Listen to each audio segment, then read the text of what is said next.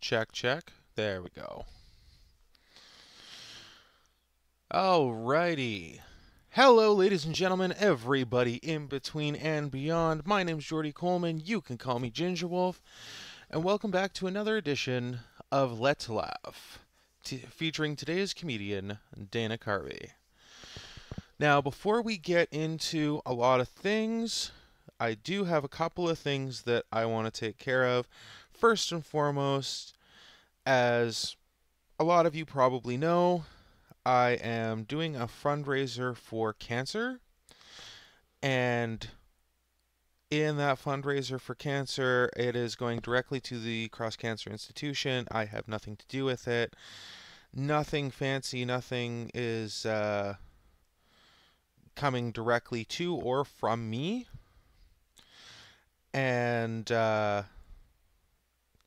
right now, I am posting the link into the chat. There we go. So if you are interested in donating some money to a worthy cause, by all means, there you go. Furthermore, I'm also shaving my head at the in February and donating that to Angel Hair. If you've seen pictures and photos of me, I have very copper-esque hair that I feel that somebody will be very happy to receive, hopefully, as a thing. The other thing is, too, this is a bit of a milestone for us because we are not just, because of essentially what happened with YouTube last month and what continues to happen with what's happened with YouTube a few times. And once again, I get it, copyright, that kind of thing. But I am also doing this live stream, not just on YouTube. So, if we do, something does happen and you want to continue watching the live stream with us, by all means, pop over to my Twitch channel. It is Gingerwolf, all lowercase, Gingerwolf 1986 2. I definitely am going to have to fix my username on that, but I figured that way we should be able to kind of cover all of our bases so that if something does happen, hopefully Twitch will have no issues with it, and if YouTube keeps being persnickety with what they're doing, we may end up just doing our live streams exclusively on Twitch and then having edited versions over here on YouTube. Speaking of all that, I also just realized we're streaming, but I'm not recording. And now we're recording. And we'll find out how Twitch feels about things too. So, I do find it funny. I have the jankiest possible live stream setup because I have my computer going on the stuff that we're actually going to be viewing. I have my standard phone for YouTube, and then I have my old phone streaming my Twitch channel so that I can watch all the chats at one time. So, welcome to the broke-ass live stream. Don't have a second monitor? No problem, just use cell phones. That being said, today's subject is Dana Carvey. Now, I love Dana Carvey. Of course, most people will more than likely know him as Garth from Wayne's World and Wayne's World 2, that or Saturday Night Live, or that and the podcast that he's appeared on, which I thought was actually rather interesting simply because last month we did Jim Breuer, this month we're doing Dana Carvey, and about a week ago, Dana Carvey was on the Jim Breuer podcast. So I thought that was pretty cool. With that being said, let's get into our dive of the one and only Dana Carvey, who is at a very nice age of 69. Dana Thomas Carvey was born June 2nd, 1955, and is an American stand-up comedian, actor, podcaster, screenwriter, and producer. Carvey is best known for his 7 seasons on Saturday Night Live from 1986, the year of my birth, to 1993, which earned him 5 consecutive Primetime Emmy nominations. Of course, there are people. Me and a friend have a long running gag about his chopping broccoli bit, which I might pull up just for the sake of the fact that it's a thing, but that'll be after we watch the special. And of course, he was also known as the church lady, which I find people still reference without realizing that's what they're referencing, because I often hear people change the inflection of their voice to all of a sudden just be like, well, isn't that special? And I don't know if they realize that they're referencing him, because when I mentioned Dana Carvey's name, I got a lot of people going, who? And I'm like, Garth from Wayne's World. And they're like, oh, right, him. It's like, yeah. Carvey is also known for his film roles in comedies such as Tough Guys, which I haven't seen, Opportunity Knocks, also have not seen, Trapped in Paradise, which I think I have seen, but I don't remember anything of, The Master of Disguise, which I have seen. It's not a good movie, but it very much highlights Dana Carvey's kind of chameleon abilities and effects. And also his role of Garth in the Saturday Night Live spin-off film Wayne's World and its sequel Wayne's World 2. He was born in Missouri, Montana. And actually, if you listen to him talk, you can actually pick up on some of that Montana accent if you're listening to him. Of course. YouTube or Wikipedia is doing its begging again, so we're gonna have to just put up with this. It's at the top of the screen too. I understand it, and yes, it would be a good idea for people to donate to something, to donate to Wikipedia, because it is a very important thing that we have. I would argue vastly more important than what we have for social media and stuff like that. But come on.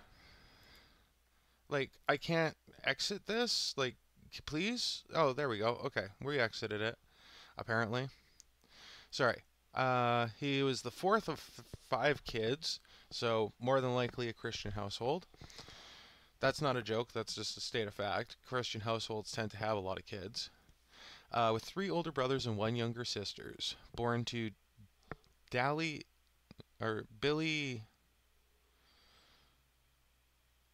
Dahal, a school teacher, and William John Bud Carvey, a high school business teacher. Carvey is the brother of Brad Carvey, the engineer designer of the video toaster. I'm going to have to click on that and just see what that is. The character Garth is loosely based on Brad. Carvey was raised Lutheran. So yeah. Okay, we got to see this video toaster thing. The new tech video toaster is a combination hardware and software for the editing and production NTSC standard definition video. The plug-in expansion card initially worked with Amiga 2000 computers and provided. Wow, okay. That's really interesting. And yeah, I can totally get where Garth came from that, because Garth, if you watch Wayne's World, Garth is kind of a little bit of an idiot savant. He's a creator, he's a inventor, that kind of thing. So that totally makes sense. There was actually in an interview I saw him talking about how one time it was either their washing machine or their dryer broke, and his brother went and fixed it with a frickin' butter knife. And their dad took all the credit for it. So I thought that was funny. In 1957, his family moved to Addison, California, where his father got a teaching job.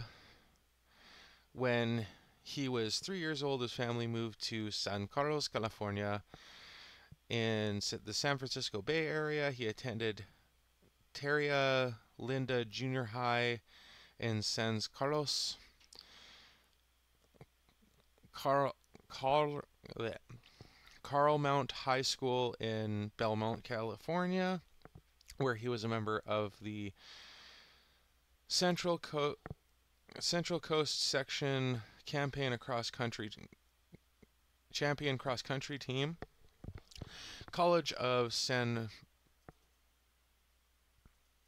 Mateo, Mato. I have enough problems with English. I don't need Spanish words. I'm horrible. I'm sorry. And received his bachelor degree in broadcast communications in San Francisco State University in 1977.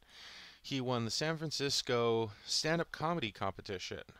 Oh, in 1977, he won the San Francisco comedy stand-up comedy competition. Carvey had a minor role in Halloween 2 that I did not know, and co-starred in One of the Boys in 1982, a short-lived television sitcom that also starred Mickey Rooney, Nathan Lane, Meg Ryan in 1984. Carvey had a small role in Rob Reiner's film This Is Spinal Tap, which is another thing I didn't know, which I like Spinal Tap, so that's the fact that I didn't know the two connected is kind of weird. In which he played a mime, with fellow comedian Billy Crystal, who tells him mime is money. He appears in the music video for Greg Kith song Lucky in 1985. He also appeared in the short-lived film-based action television series Blue Thunder. His big break came in 1986, the year I was born, when he co-starred opposite Kirk Douglas, Burt Lancaster in Tough Guys. As a lifelong Douglas fan, Carvey threw in an affectionate impression of his mentor while describing a hairy scene they did together on a moving train. Blech. Apparently, my eyes and mouth are not working in cooperation today. Carvey was a finalist for the hosting role on the Nickelodeon TV show Double Dare. Really? That's another thing I didn't know. He ultimately withdrew his name from the consideration after he was cast on Saturday Night Live. The job would go to Mark Summers. Interesting little side note, and this is just something I found out maybe a couple years ago. If you are familiar with the show Double Dare, for my Canadian comrades here, we had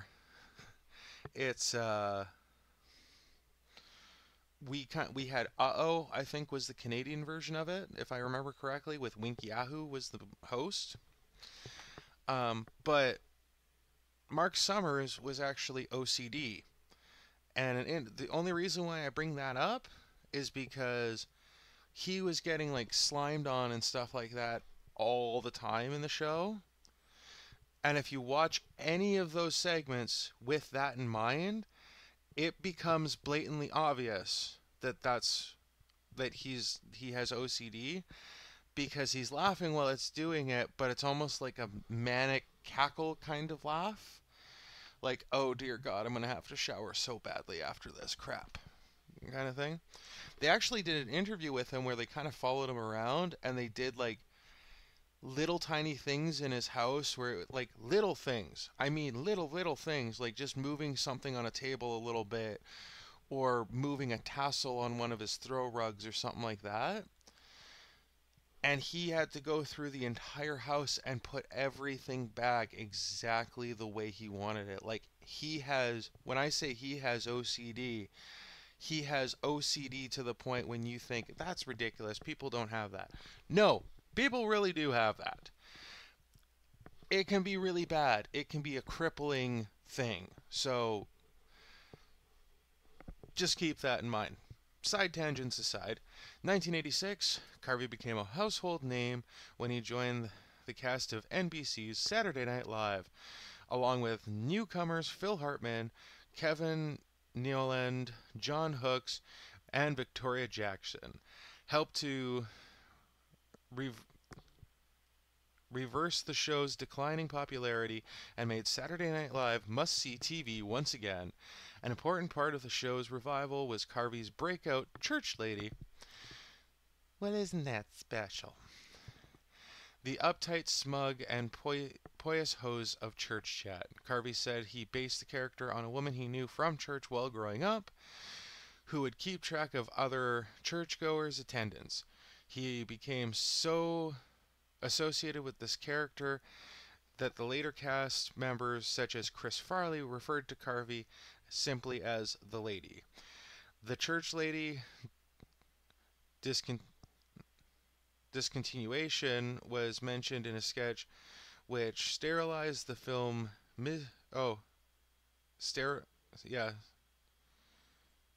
satirized the film Misery, with host Roseanne Barr playing the role of Annie Winkles. Yeah, that is like as far, and this was so something a lot of people don't know when it comes to Saturday Night Live is that when the original cast, like the John Belushi, Dan Aykroyd era, when that cast left Saturday Night Live, that was massive because the closest thing at that point, I believe, or there really wasn't anything close to that. Like when it came to like variety and sketch comedy type shows, you had a cast and there was never like a mass exodus or anything like that. And there was a mass exodus when it came to that era. And you had a lot of people when Saturday Night Live came back and it was a completely new cast, pretty much. A lot of people didn't want to watch it because that's not my cast kind of thing. And that whole era of Saturday Night Live kind of got shafted. And that irritates me because one of the people on that was Gilbert Gottfried. And Gilbert Gottfried I thought was really good on the show, but he was like, it was so bad he was getting death threats. Like it was so bad. The last sketch he was ever on Saturday Night Live, he played a dead body. That was all he did. It was just lie there and play a corpse. Like, that's how bad it was. Anyway, Carvey's other original characters, Garth Algar from Wayne's World, who is based on his brother Hans. Who is based on his brother Hans from Hans and Franz, the grumpy old man from the Weekend Update appearances, and Ching Chang, a Chinese poultry store owner. Don't think that would work today. Throughout the election and presidency of George H.W. Bush, he was designated impersonator of the president, making him the lead actor of the regular political sketches on Saturday Night Live. And that is, like, I remember that a lot. As a matter of fact, and we are going to watch one of his specials, but he will actually on occasion break down how he does certain people, how he picks up on like different little inflections and stuff like that, just to kind of be like, this is how, you mold your voice like this, and then you kind of have to talk in this particular rhythm to impersonate somebody. And it's really interesting to hear him talk about it. I know I keep going off on tangents, but I'm a huge fan of this guy. During the 1992 U.S. presidential election campaign, Carvey also did impressions of independent candidate Ross Perot. In the primetime special before the election, Carvey played both George W. Bush and Perot in a three-way debate with Bill Clinton, played by Phil Hartman. As Perot recording the time to give the appearance of interacting with the live Bush and Clinton. Carvey has switched the show's signature live from New York opening line telling Bush, "Why don't you do it live, boy?" Carvey left Saturday Night Live in 1993. So yeah, he was making a bit of a joke by kind of going like, "Hey, you do it, because you're the one that's actually live." In 1992, Carvey joined Mike Myers in Wayne's World the film, and a sequel, Wayne's World 2, was filmed and released in 1993.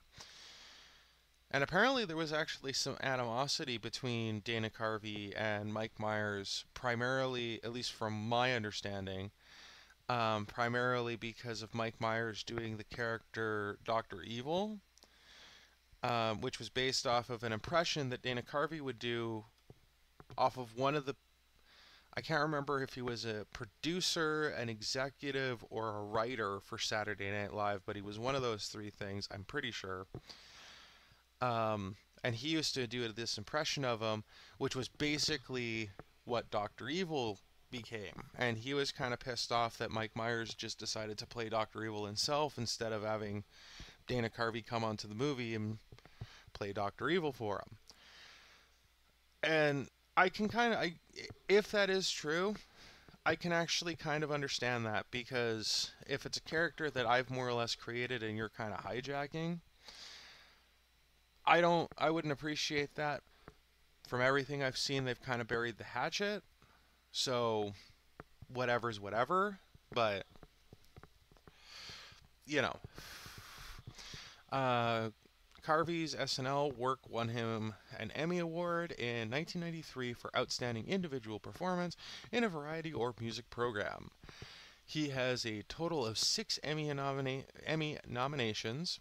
Carvey has returned to host Saturday Night Live 4 times in 1994, 1996, 2000, and 2011, in addition to numerous cameo appearances. After Saturday Night Live in 1994, Carvey starred in the film Clean Slate. The following year, Carvey filmed his first HBO stand-up special, which I think is actually what we are watching. I'm not 100% sure. The show featured Carvey doing many of his Saturday Night Live impersonations, as well as making fun of the premium channel's name, pronouncing it as Hobo. Which actually kind of makes sense if you think about it. I'm surprised no other comedian did that before him. It took until 1994 for that, apparently.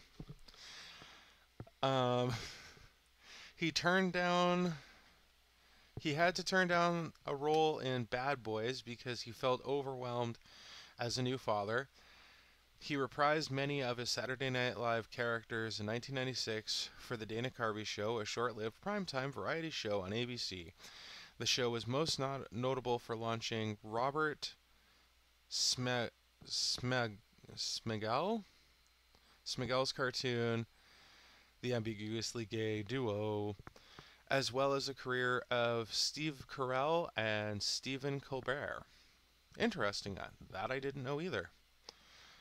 In 2002, he returned to films in the spy comedy Master of Disguise, released a week after former colleague Mike Myers' successful film Austin Powers in Goldmember. Most critics compared the movies and panned Carvey's efforts. However, the movie did manage about $40 million North American box office in March 2007. Review-arranged website Rotten Tomatoes ranked the film as the 18th worst movie of the 2000s decade, with an approval rating of 1% based off of 103 reviews. Comedian and former Mystery Science Theater 3000 host Michael J. Nelson named the film the third worst comedy ever made. Carvey did not appear in a film again until 2011's Jack and Jill, which was also not... The guy just has bad time with movies, doesn't he? Because that wasn't a good movie either. Yeesh. In 2004, he ranked number 90 on Comedy Central's list of top 100 greatest stand-up comedians of all time. And that's why he's on the show now. After A Master of Disguise, Carvey eventually withdrew from the limelight to focus on his family. He later said in an interview that he did not want to be in his career in which his kids would already be grown and him having neglected spending time with them. A major reason of his declining in hosting spots in Saturday Night Live that ultimately went to Conan O'Brien. Carvey has said that he generally prefers stand-up comedy to acting in movies and regular performances. Lucrative corporation dates, boasting a few million dollar months during his 2016 Howard Stern interview. Man, a few $1,000,000 months would be nice. He earned it, I'm not going to lie, but it'd still be nice.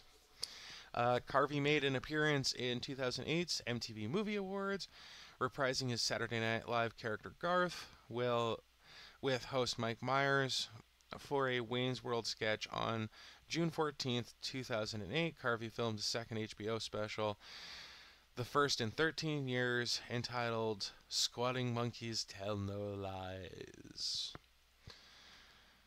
In 2010, Carvey appeared in Funny or Die original comedy sketch Presidential Reunion. He played the role of President George W. Bush, along with current and former Saturday Night Live presidential impersonators. If I can actually say the words, we'd be great.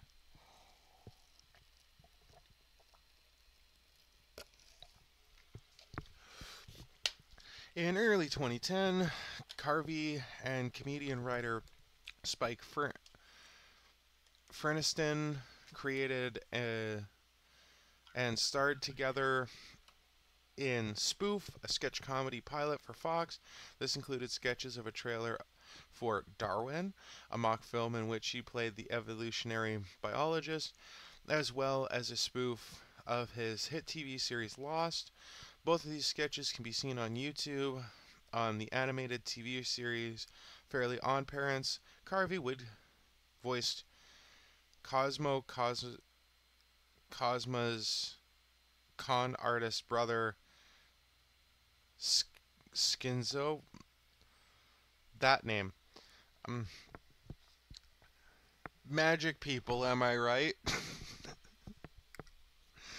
On April 29th and 30th, 2016, Carvey recorded 2 live performances in the Wilbur Theater in Boston, Massachusetts for Netflix specials released later in the year. His 2 sons, Tom and Drex, opened the show for him. Aw, that's nice. I love when comedians get their family involved and stuff like that. That's so sweet. Now we're just going to go through some probably interview appearances and stuff like that. Oh, here's something I wanted to talk about. In 2021, Carvey began hosting the comedy podcast Fantastic with Dana Carvey. The podcast featured mini sketches involving Carvey's many celebrity impressions, as well as interview segments with Carvey's family members and other friends from the stand-up comedy world. The same year, Carvey reprised his role of Garth alongside Myers, Wayne Campbell in a series of commercials for Uber Eats. The original spot ran during the Super Bowl LV, which 2025, I think. No, it would be more than that, I think. Doesn't matter. It's it's not that big a deal. Relax. In 2022, Carvey began co-hosting the Fly on the Wall podcast with fellow Saturday Night Live alum David Spade. Guest includes former cast members and hosts of Saturday Night Live. In 2024, Superfly Video Podcast, a spin-off of Fly on the Wall, co-hosted by Spade, was launched. I don't think that Dana Carvey was part of that, though. I don't know why it's on his thing. Personal life in 1979, Carvey married his childhood sweetheart. During his marriage, while performing at the Other Cafe in San Francisco, Carvey met and became romantically involved in Paula Zwagermeyer. Sequentially, Leah and Dana divorced in 1980. Dana and Paula became engaged in 1981 and married in 1983. The couple has 2 children. The elder son, Dex, died from an accidental drug overdose in November 15th, 2023, at the age of 32. Oh, that's sad. In 1995, Carvey had a home in the San Fernando Valley, and his parents relocated to Marriott, California, to be near his mother's sister, Shirley Miller. In 1997, Carvey underwent heart bypass surgery for a blocked coronary artery. The artery was buried deep in that medical term and difficult to find. The surgeon mistakenly performed the bypass on another accessible artery that was unblocked. As a result, Carvey continued to suffer from angina and successfully sued for $7.5 million in damages, which he donated to charity. He later underwent additional corrective surgery, told Newsdays that while he was in the hospital for his final angioplasty, Frank Sinatra died in the room adjacent to his. In the late 1990s, Carvey took a break to raise his 2 sons. Carvey and his family live in Mill Valley in Marion Country, California. And then his filmograph stuff. I wouldn't mind checking out Halloween 2 and This Is Spinal Tap just to see him, because I've seen those movies, but I want to see them again. And he was yes, he was in Little Nicky. He played a referee. I remember that. That was actually really funny. I like Little Nicky. A lot of people don't like Little Nicky. I like Little Nicky. And of course, this is the Jack and Jill. Yeah. Crazy Puppeteer. Interesting. I kind of want to watch. I don't think I've seen Hotel Transylvania 2. I kind of want to see this character just to see if I recognize the voice now that I know it's him. Too Funny to Fail. I haven't seen that, but I really want to see that. Unfortunately, apparently it was. It did kind of happen. Secret Life of Pets 2.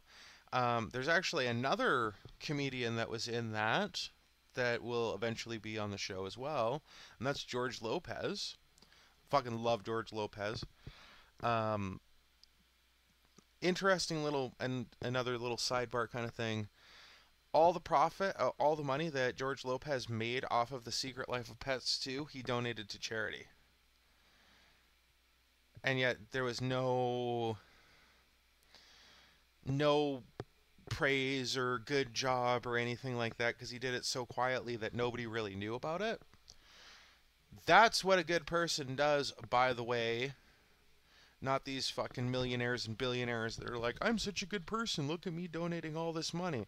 No, a good person donates the money quietly, and then it eventually comes out later. Sometimes even after the person died, because they don't want the praise for it. They just know they're doing good. That's good enough.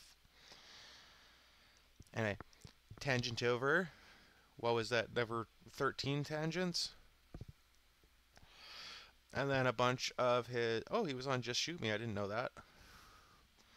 And we'll just kind of scroll through this. Oh, he was in an episode of Rick and Morty as well. Cool. I never really got into comedians in cars getting coffee. That was a Jerry Seinfeld thing. And although I'm not the hugest fan of Jerry Seinfeld, really nothing against the guy, but I just don't have a big thing for him, like some people seem to. So I never really got into this. This was his Netflix special. Straight White Male 60. That's what that was his that was his comedy special. And then these are his podcasts, and the rest is just all references. So yeah, that's kind of just a quick look. I mean, there's obviously a lot, like everybody, there's a lot more, and we actually covered more of his Wikipedia article than we normally do, but that's because I fucking love Dana Carvey. I think he's one of the best the business has to offer, whether it was then,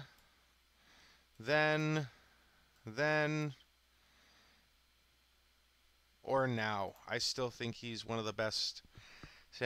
And what makes him so good as well is that you don't get a lot. Like, if you see impersonators, most impersonators aren't impersonators. They're usually like ventriloquists, like Terry Fator. So we don't get enough of it, in all honesty, I think, in my honest opinion. But with that being said, we're gonna sit back, relax, and watch. And I'm just going to for those of you watching on YouTube, I am going to share with you my Twitch channel, or my Twitch stream.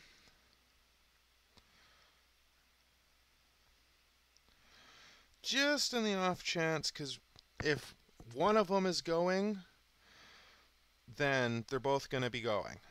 So, for those of you on YouTube, I am posting my Twitch stream channel right now. There you go.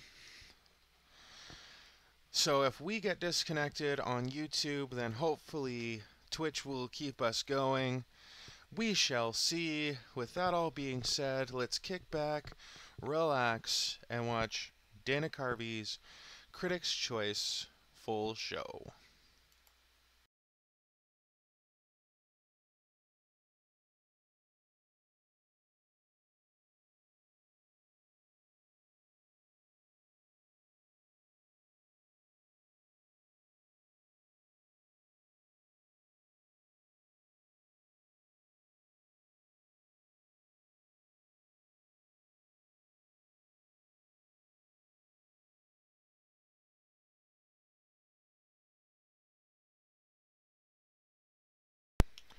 I guess this does not have audio for some reason.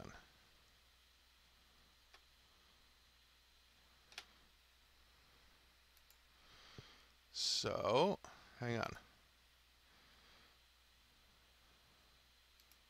Check this one. There we go. Okay.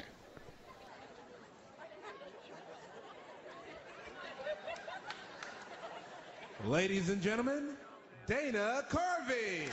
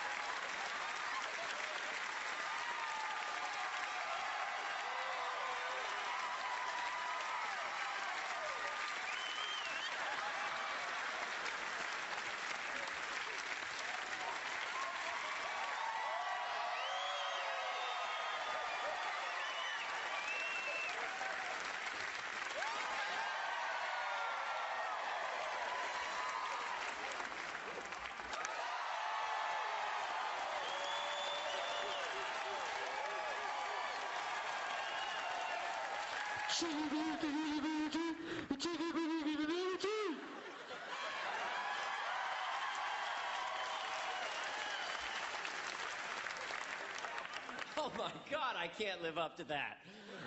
That's like having sex, a woman's going, you're gonna be so good, you're gonna be so good.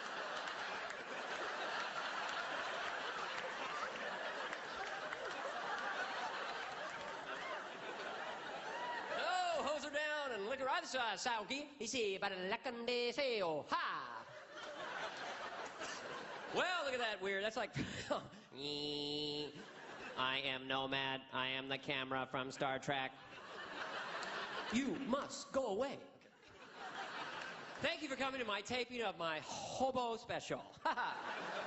Don't be alarmed, it's only a television show. I've taped 19 shows and it'll all be edited together, so there's no pressure on you.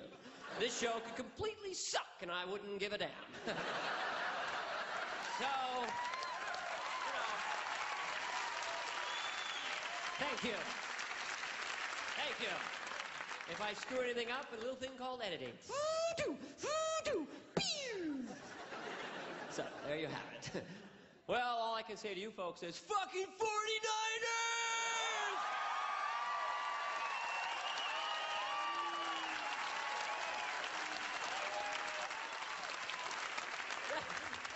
The most surefire response you can get in San Francisco.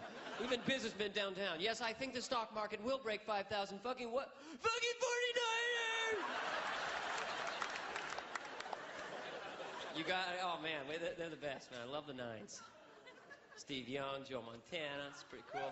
I'm a native, I'm from this area. I'm not a pretend native, okay? I was here since '58. Hey, yeah. A lot of people not applauding. I got here in '83. I'm not as good as him. We also have a big screen for people in the back, because I hate going to a concert where I think that ant's head is Eric Clapton. It's like... So I said, give him a screen. If I can turn around faster than the speed of light, I will see myself facing forward. Oh, man, what the hell is that about? Oh.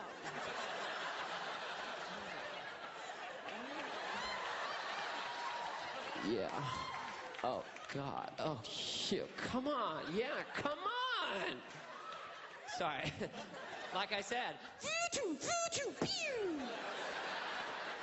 It's so fun to be here, it really is. This is such a great theater. I was playing a lot of clubs warming up for this, and I played Tahoe, and that was cool. Across the street, Tom Jones was playing. My wife went over. Have you ever seen him? He's such a great singer, but we went to see him, and it's literally, I'm not kidding, he has a thing in his pants. It's ridiculous. It's like this down to his knee. And no, he doesn't talk about it, and the whole audience is just staring at it. It's like... It's Tom and his Jones. I'm telling you, it's obscene. It's insane. My wife had binoculars. It's moving, honey, it's moving. It sang a song, you know. Are you ready for this? It was a giant penis. That's what I'm saying. I'm out of control. I'm a grown-up now. I'm a father, which is the definition of growing up. Yeah. Yeah, it worked. Yeah, it worked. I procreated and it worked. Yeah. So macho, isn't it? Yeah, I dropped my pants and she was pregnant. Yeah. It was actually 2 years of hellish therapy. No, it went wonderfully. It really did. It was a wonderful pregnancy. And now we have our two little boys, Tom and Dex, and it's so cute around the house. They just change your life. It's like you hear stuff like, you don't go, daddies, because if you go to work, I got no daddies. And that's my wife, which is, she's a little weird, okay? No, I've got Tom and Dex. Now, Tom is a family's name. Dex, I was stoned, basically, and... No, I was not stoned, because he'll see this tape when he's, you know, and he'll be in the church lady dress, and he'll go, Dad, we gotta talk, okay? So, I just was going for a cool name. Dex, I thought it was singular and strong, like Sting. Dex, Sting, Sting, Dex. Because Sting is the hippest name, let's face it. The guy named himself a verb, present tense. Because he's not stung, and he's not stinging, he's Sting. You know, it's so cool, I admire that. His real name, as you might know, is Gordon, and he changes it to Sting. Who's got the balls to tell their friends to call them Sting? At one point in his life, he had to remind people, excuse me, from now on, would you mind calling me Sting? Fuck you.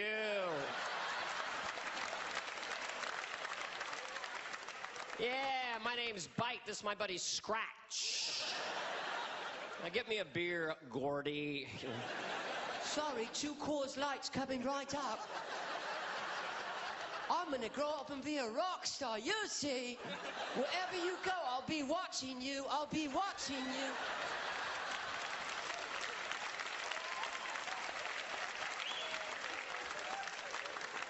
This is my little Gordy Sting little getting beer dance. It somehow makes sense, doesn't it? It's abstract, but you knew he would have hopped that way, right? People with blank faces. Is he gonna do the church lady? I mean, is this his show? Don't entertainers wear suits? Sorry, hey, come on, the Gap had a sale, all right? All boys wear half off. Mannequins are so happy, you know, in the windows at Sears, you know, fishing, like... Why are they so happy? I've got cotton pants. Hi.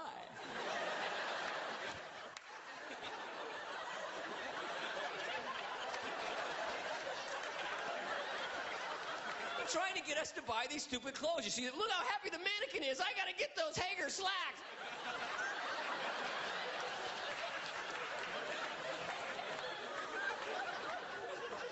Oh my God. Oh boy. What else has happened? Oh, I got kids. Tom and Dex, and they're great. Oh, you know, we haven't... Go back. Singeli sotto parere. Sorry, had a little Satan twister. We have any parents here? You guys look too fresh to be parents. Yeah? Okay. Does your 4-year-old do this? My 4-year-old will just be suddenly silly. He'll just like walk across the living room just casually like this and just suddenly go...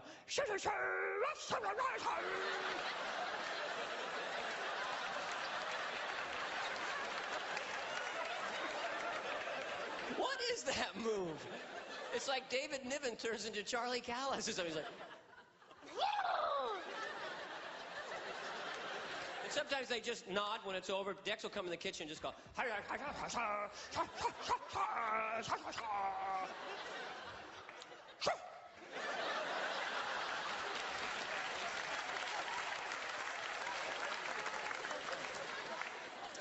I can't get over my giant image.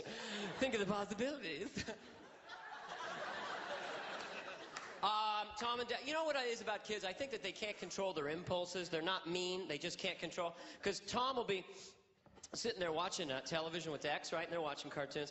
And little Tom is there, and Dex is here. And Dex will just suddenly, out of the blue, just go, BAM! For no apparent reason. Then just like, The 2-year-old just incoming. Oh my God, you know. Jesus, the mouthpiece is going out. It's like a prize fight. I asked Dex what's wrong, and he has a little speech impediment. He sounds a little bit like Mike Tyson sometimes. I go, what's wrong? He goes, you know what, man, you know what I'm saying, Dad? If he's gonna come here and take my Power Ranger, I'm gonna knock him out. You know what I'm saying? Yo, I love Mike Tyson. I love listening to him now because he got his high school equivalency in prison. So he's really anxious to use those words, but you know, so I said, you know what I'm saying, I'm saying is like, you got to respect everybody's indivisibles, you know what I'm saying? Because everybody's got friends and entities, there's no reason to put them up on a pedicure.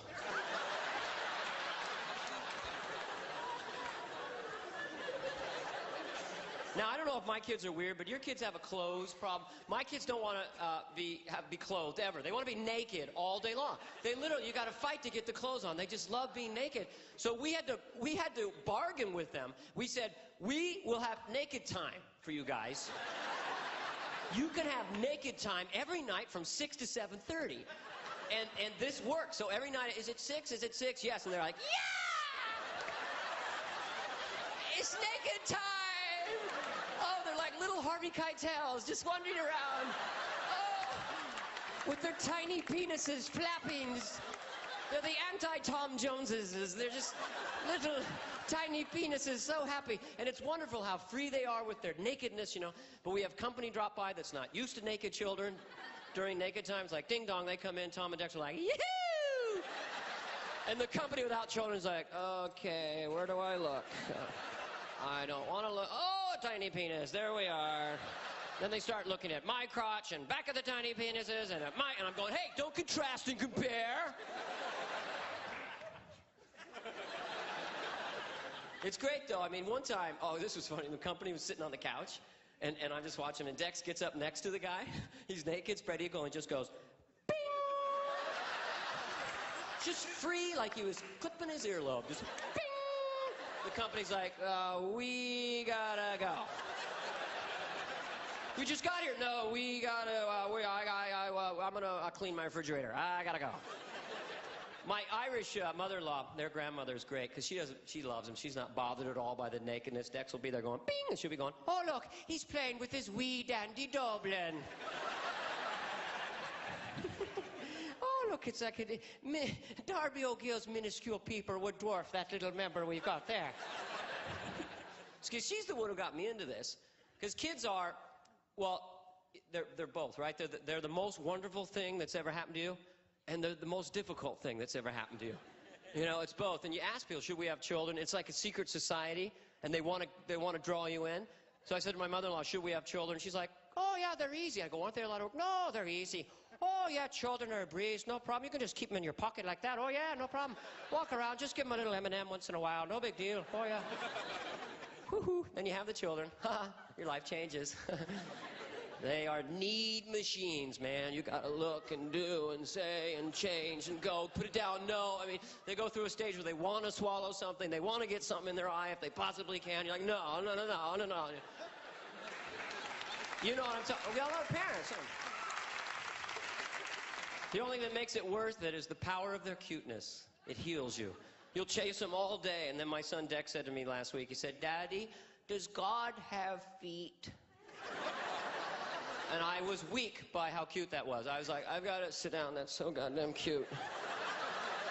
I'm weak from his cuteness. The power of his cuteness is making me weak. I mean, I was like Superman on kryptonite. I was like, cannot move, child too cute.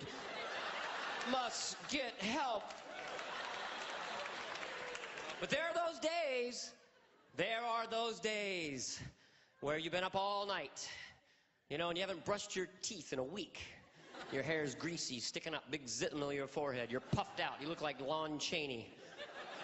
And you're sitting there, and you start to hate your friends without children because you're completely exhausted. You call your friends without children up, and they go, God, I slept till noon, and I'm still tired. I think I'll go to a Starbucks and get a Frappuccino.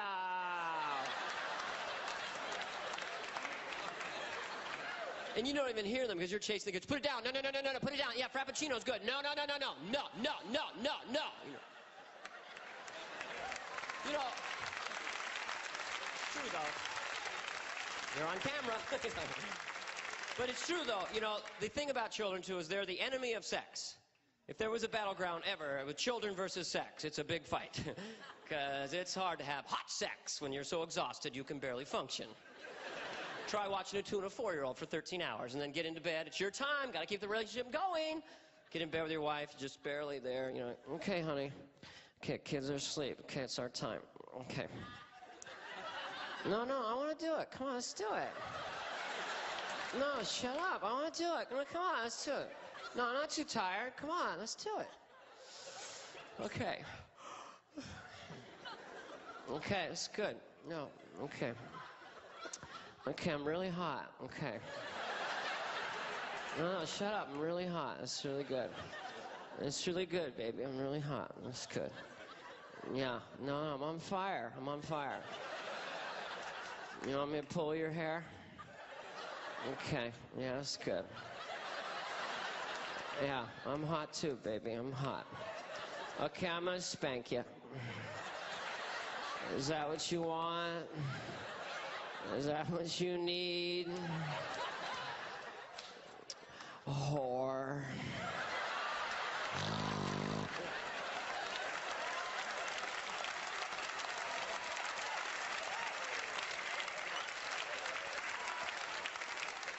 For the people in the audience who aren't in the secret society, you want to know what it's like to have kids, the workload. Adopt a 100-year-old man.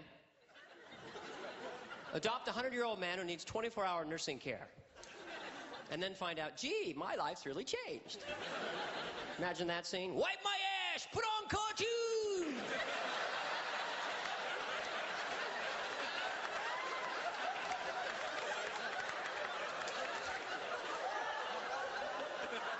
You better apply cream, I might get a rash. Guess what? I didn't like what you made me for breakfast. I threw it on the floor. You better feed me, I might get cranky. I had a bad dream. I want to sleep in your bed.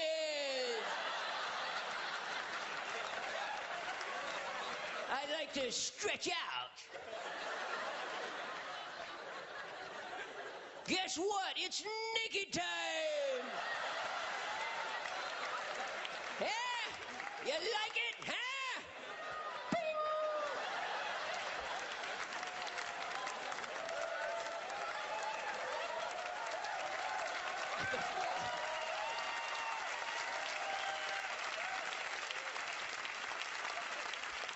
Where do you think you're going, all dressed up, all fancy?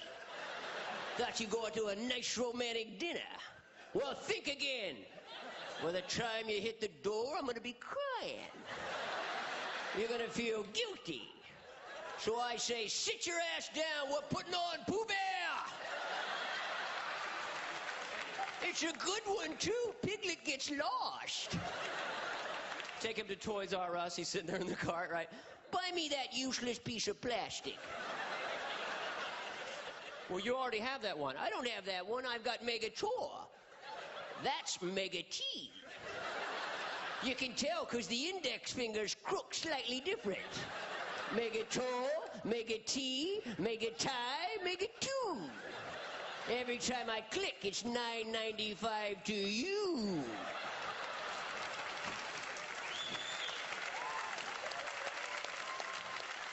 Now, buy me that useless piece of plastic or I think I feel a tantrum coming on.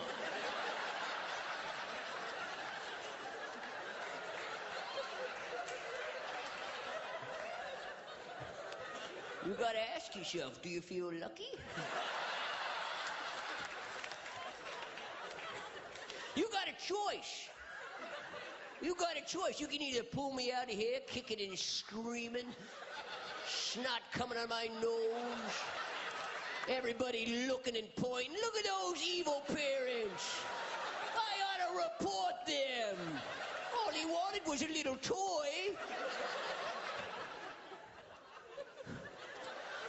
Or you can buy me that useless piece of plastic for $9.95. Now, I'm not a betting man. But you've had 4 hours sleep in the last 3 days. So I say, pull out your visa. It's everywhere you want to be. Thank you.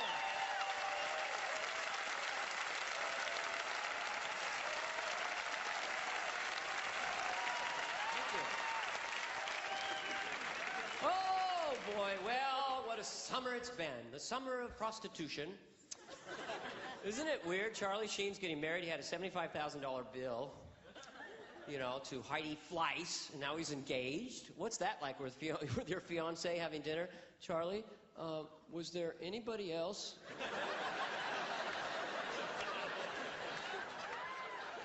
I think it should be legal, by the way. It should be legal, tax the shit out of it, and finance our deficit. Yep. There's no victim. There's no victim. Why did they bust Hugh Grant? That was obscene. Why didn't they just say, you know, take it to Motel 6 or whatever?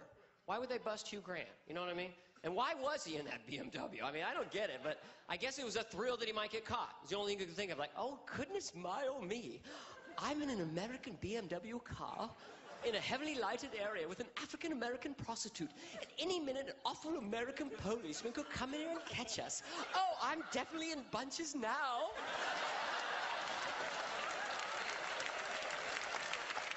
You know, they shouldn't have busted him, but you can't write a funnier scene because he's so British and foppish, you know.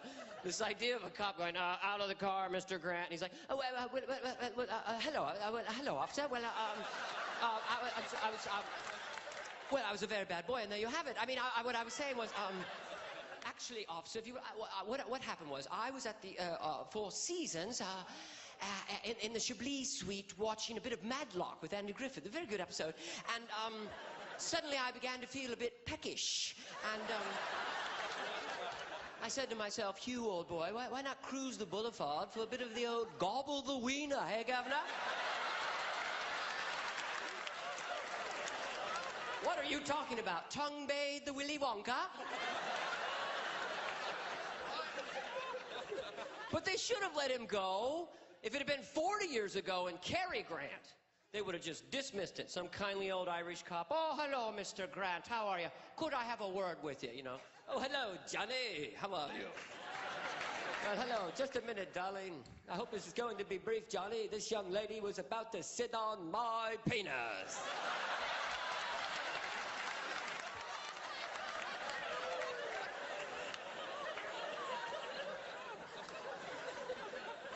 Well, thank you. Well, of course I'll take it.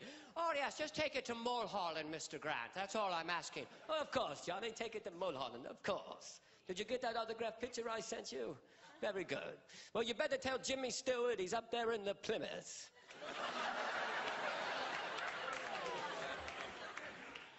Yeah. Yeah. How? Well, no, sir. Well, that's definitely a pleasurable sensation.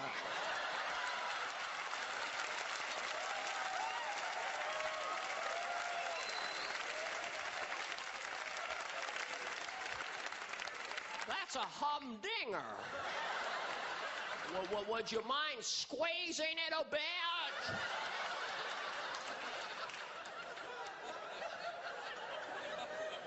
Yeah, don't be afraid of it. It can be your friend. Yeah, say hello. Well, hello to you, too. Yeah, just wave at it now. Just say, hi, Mr. Penis, how are you? That's good. Do you have any gum? I don't know where this is going, but we'll just keep doing it. Would you mind saluting it? Oh, hello, Johnny. Hello, Mr. Stewart. So sorry to interrupt. I just have to ask you to take it to Mulholland, if you would. Yeah, I'll take it to Mulholland, sure. You want to meet my date? Hello, ma'am. Would you two stop? Oh, yeah, all right, that's lady.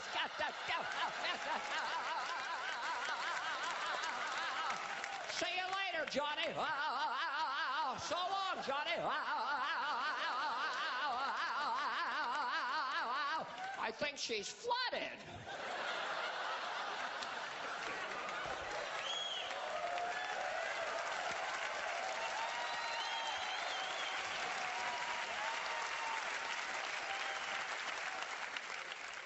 I've met some great British people in my life. I got to meet Paul McCartney. Oh, it was a thrill, being such a Beatle fan. 10 years ago, when I first got Saturday Night Live, you know, I got the call to get the job, which blew my mind. I was playing clubs here in San Francisco, and it was like amazing. So I go out to Long Island, and I'm in this mansion of the producer, Lorne Michaels, a really nice house in Long Island, and he's just a very casual guy, and he goes, Dana, tonight Paul's coming over. Like that, and I go, Paul? And he goes, Paul McCartney. Be over tonight with Linda. And on the outside, I'm going, okay, cool, yeah, Paul McCartney, good. And on the inside, I'm like, I'm gonna meet a Beatle, are you shitting me?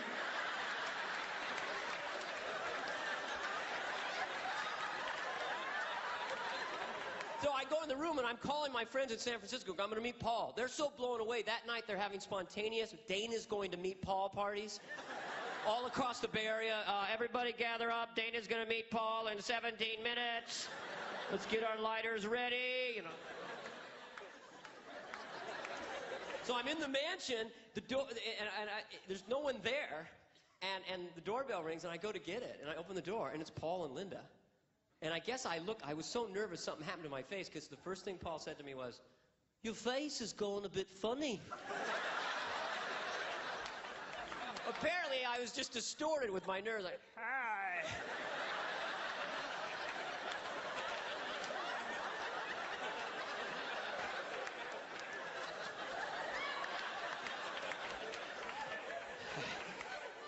Beetle.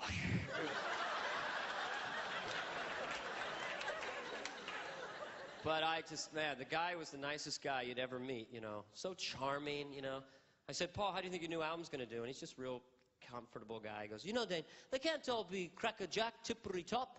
You know, once in a while you make a stinkery do." I'm like, "Yeah, sure, okay, stinkery do." I said, "Can I get you a beer?" And he goes, "I don't think I'll have any sudsy wudsy. I think I'll stick with me Humphy Doobies." The man likes to smoke a little marijuana, okay? Now, for those of you who don't know, marijuana is sort of a cannabis, and you kind of smoke and get a little tingly. Sorry. I did not know that. So, I'm sitting there, and this group of people, and some marijuana comes out, you know, pretty casual. And you know, Paul hands me a joint. Now, I don't advocate marijuana smoking at all for anybody here, and kids and everything, but if in your life a Beatle hands you a joint, you toke. Oh, God. Suck on that, mother. Oh, good. Oh, yeah. Oh, yeah. So I'm sitting there, these people, and Paul, I'm going, and I didn't know what to say, and I go, "Paul, I don't know where this is going, but, why can't I fill the world with silly love songs? I mean, what's wrong with that? I'd like to know." Wait a minute. Someone's knocking at the door? Do me a favor, open the door and let him in.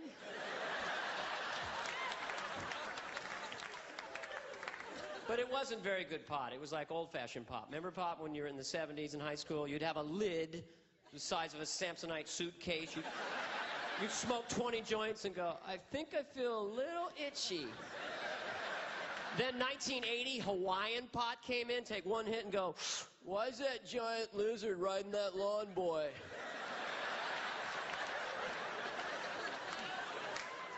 I got to go to the White House. What an amazing experience that was. You know, I made fun of President Bush for 4 years, and then he invites me to the White House, you know. Hell of a nice guy. Good sport about it, you know. It was a thrill. I gotta be honest. I felt patriotic. I was in the Lincoln bedroom, and there's the Gettysburg Address, and there's a picture of George Washington, and this is, wow, you know. And I got home, all my friends wanted to know was, "Hey, did you do it?" It's a center democracy, I know, but did you do it? I'm not gonna say whether I did it or not, but my son's middle name is Abe. Yeah. Well, thank you very much. So we're there in the White House. It was cool. George and Barbara were just incredibly gracious and nice, I must say. And I got a chance to spend a little time with the president. Got to know him a little bit. You know, my wife went to bed early, and Barbara... He's looking at me. "How you doing, Dan?" "Nice place, ain't it?" "Yeah. When you get back home, all your friends will want to know is whether you did it in the Lincoln bedroom." Happens every time. And he's sitting there, he's got the World War III phone sitting there. That secured World War III phone, and it was creepy. He expected any minute he's gonna go, "Did you hear a little ringy-dingy?" Then he goes, "You know, why don't you do your impression of me for me here right now? That'd be amusing." I'm like, "Well, I don't really want to do it." You know, "Come on, let's hear it. Heard it was very accurate." "Don't tell me you're not gonna do it." So I said, "All right." He goes, "Why don't you call the Secret Service guy? His name's Bob. See if he'll come in here." So I go, "All right." And I go, "Bob, come on in here." The guy walks in. The Bush is like...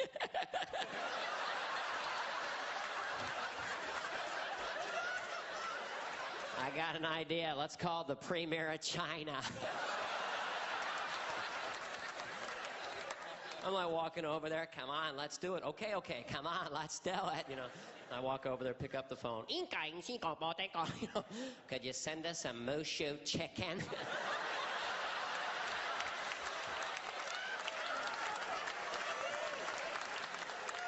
My George Bush impression was a slight exaggeration. It's like a spastic Paul Lynde, isn't it? You know, I'm the secret square. Well, we had to do it sooner or later. Let's talk a little about OJ, please, because I have to get it off my chest. I know, it's been a year, it's a part of history, and I'll just be sad when it goes away, all our little friends. But we've all learned so much about our judicial system. Have you noticed you can't say the word judicial without sounding drunk? Have you noticed that? Your Honor, I really believe that the judicial system... Have you been drinking? No, not at all. It's just that the judicial system... Bailiff, take him out of here. I'm not drunk. It's a judicial system. It's a judicial system.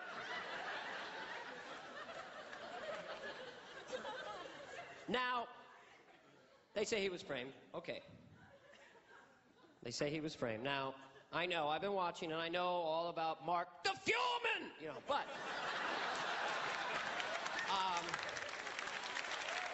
he's an idiot. But if you look at it, technically, he couldn't have acted alone. There was just too many things. Too many people would have had to have been involved, and it's hard to comprehend that spontaneous conspiracy. 5:30 a.m. at South Bundy, just someone walks up to you and says, "We're framing OJ, you in?"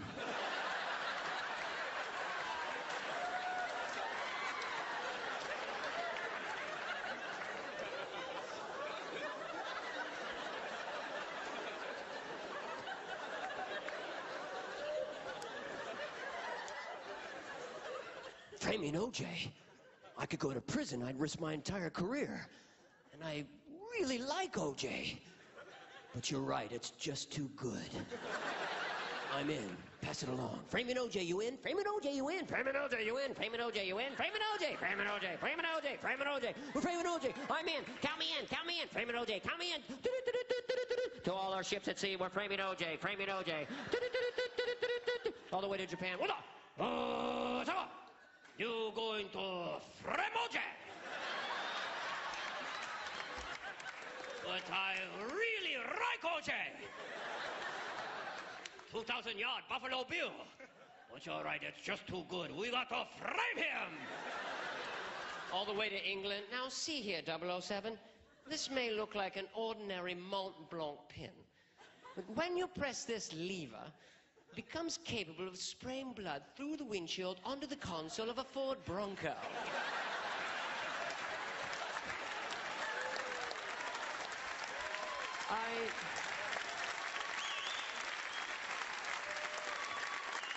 All the way to the White House. Ring, ring. You gonna frame OJ?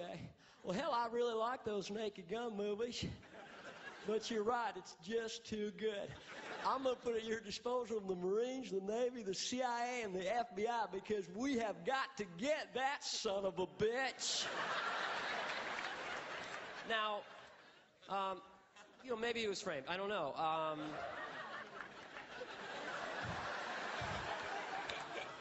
But I love the circus. I love the way the defense lawyers, you know, are throwing us off. Because if you've got a mountain of forensic evidence, it's just good to go, yoo-hoo, over here, LAPD, woo-hoo, don't look at that, no, no, no, bad, hello, over here, hee-hee. Especially F. Lee Bailey. I love it when he gets up there. Very conspiratorial, you know. He always looks down for effect. He's got these questions and this tone like, Mr. Fung, on the day you handled the bloody glove, did you shampoo your hair?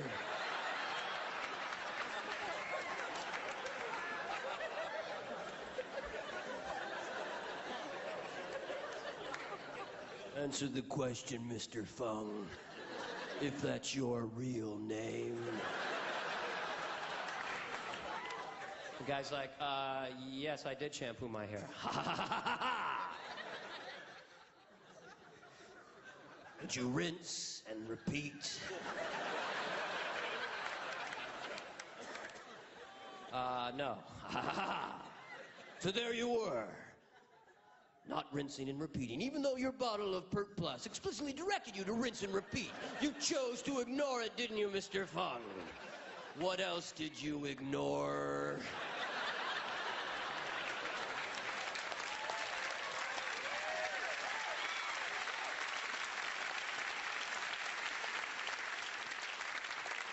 After you shampooed your hair only once, let the record show.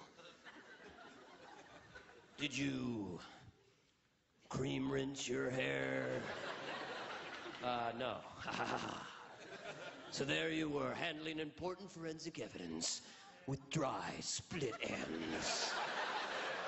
You make me sick. You're a disgrace to this judicial system. It's this kind of lawyering that has slowly driven Marcia Clark insane. This poor woman is just on the edge. Every day she's arguing. I just have never seen tactics quite like this. Never. In 25 years, I've never quite seen anything like it. I just... Oh! Oh! Never in my life. And over there is the brilliant, creating reasonable doubt, doing what every lawyer should do, Johnny Cochran. Very bright man. Got a mountain of forensic evidence. He acts like, why are we even having a trial? So smart. I think Your Honor knows. I think Miss Clark knows. I think the American people know that we're dealing with an innocent man. I think that's clear. A case closed. That being said, I'd like to play some jazz trumpet for you, Your Honor.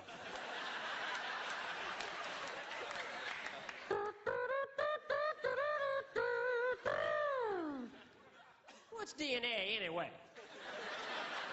Just 3 little letters. Probably stands for, did not attack.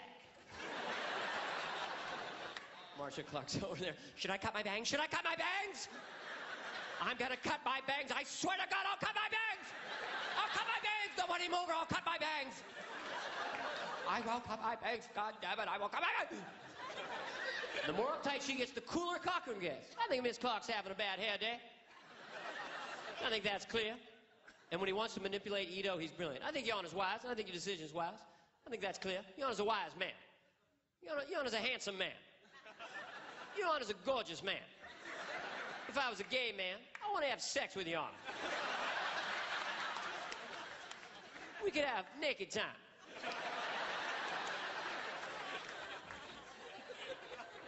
Your Honor's bright, Your Honor's wise. From now on, I'm going to call you Supreme Being. Because that's what you are. All wise, all knowing, all powerful. God has 3 letters, Ito has 3 letters. Can't be a coincidence. Then on the other side, the guy like Christopher Darden, trying to keep his dignity in this circus. He's a cool guy, you know, and he gets really mad and he talks so soft, and the veins are popping out the side of his head. He's like, I think Your Honor knows that we're going to file a petition in the state Supreme Court after this case is concluded for these tactics, and I think Your Honor knows. I think it's clear. And you just know he goes home and goes, motherfucker!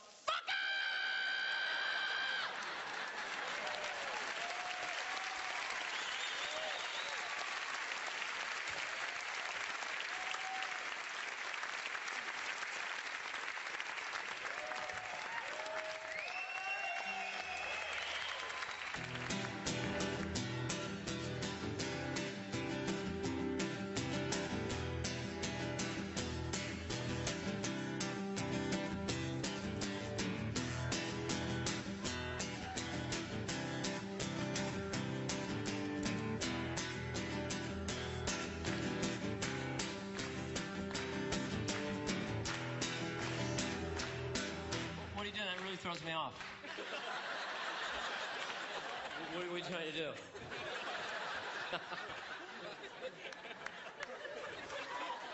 If you watch the Rock and Roll Hall of Fame, don't you like how rock stars act like they're pissed off at the microphone? This move, like...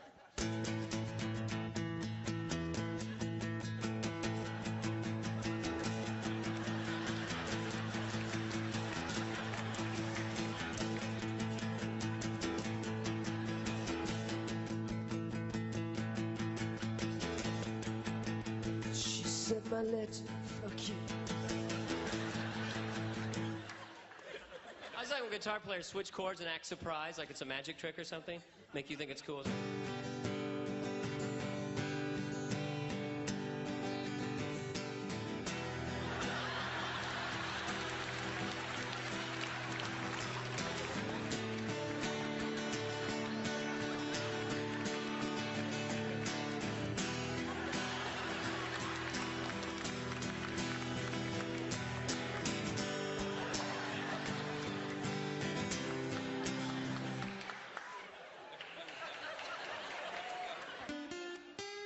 And when lead guitar players play lead, they get this pain look on their face. Yeah.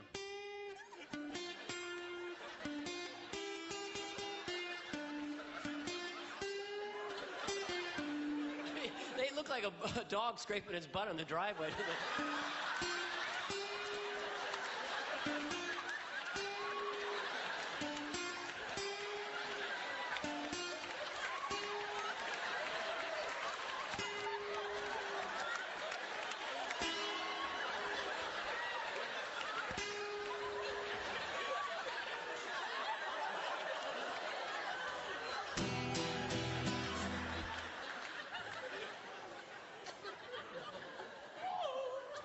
Or when folk singers do this, they look around after they sing. This move is great. She's my lady. She's my little, little girl.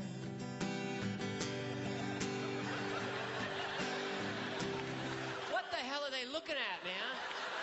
What's over there? Come on. What's going on? Yeah, do it again, whore. Yeah. Oh, shut up, Jimmy. I'll strap on my Oscar and I'll do you. Revenge of Kate. Isn't that amazing? Ladies up there going, please don't do that. Okay, here we go.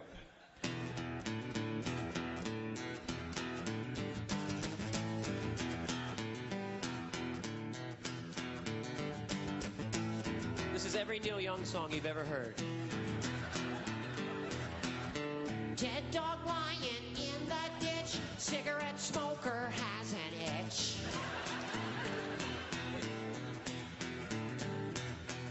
Secret whores with ancient vices, Lucky has the lowest prices.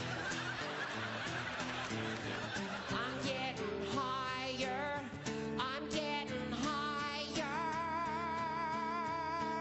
in the world.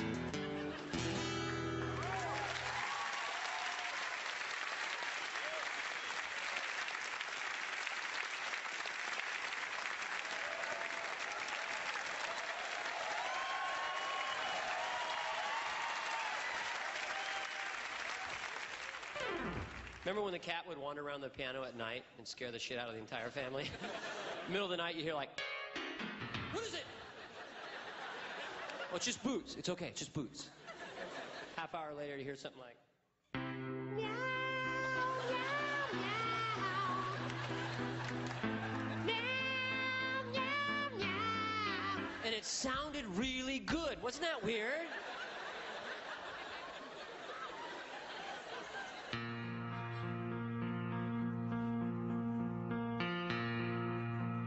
All comedians want to be rock stars because they're incredibly cool. They always look like they're about to vomit. They have that rap before the song that makes no sense. You know, ladies and gentlemen, a long time ago there were lots of people. But that was a long time ago.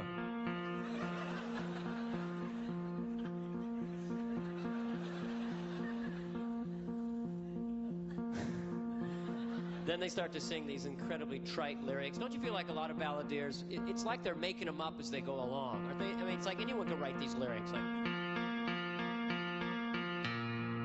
she's cold as ice.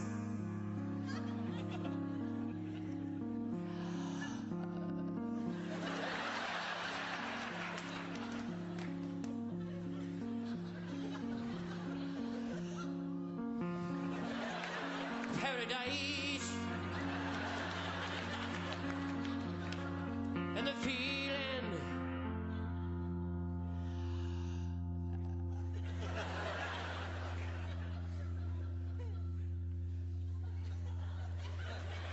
was a nice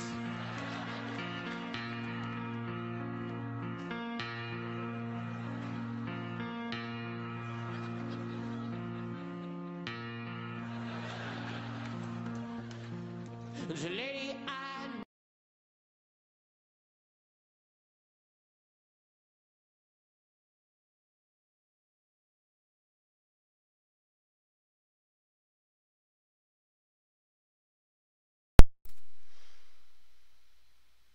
Sorry guys, it looks like my internet connection for whatever reason is suddenly deciding to be a little persnickety. So we're going to give it just a minute. For everybody who's joining us right now, hello, nice to see you there. For a moment there we actually hit 11 viewers, and I think that's the most I've hit for a live stream, at least on YouTube. All I've been really watching on my Twitch stream is making sure everything's running, so. And it looks like we're having some stuttering issues over there too. So, looks like it's done its little loading dance here, so we're just going to give it another minute before we continue. I do apologize for this little interlude here, but I can honestly say I am absolutely enjoying the shit out of this, so it's a lot of fun. But let's get back to the special. Again, sorry about the little interlude there. No.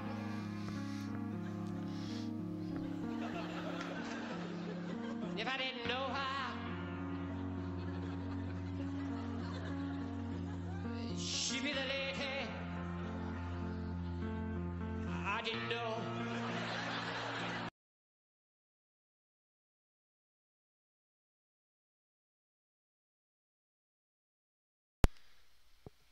Alright, I guess we're going to make it wait just a little bit longer, because I'm actually going to try reloading the page and see if that helps us. We're at 64:49, 46:49. So let's try just reloading the page and see if that gives us a hand. Oh, I lost a bunch of viewers. I'm sorry, guys. There's nothing I could really do about it. I guess we could probably exit that. That might actually give us a bit of a hand.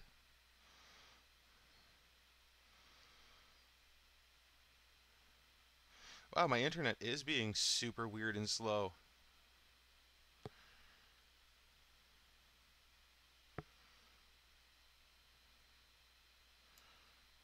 Alright. 46:49.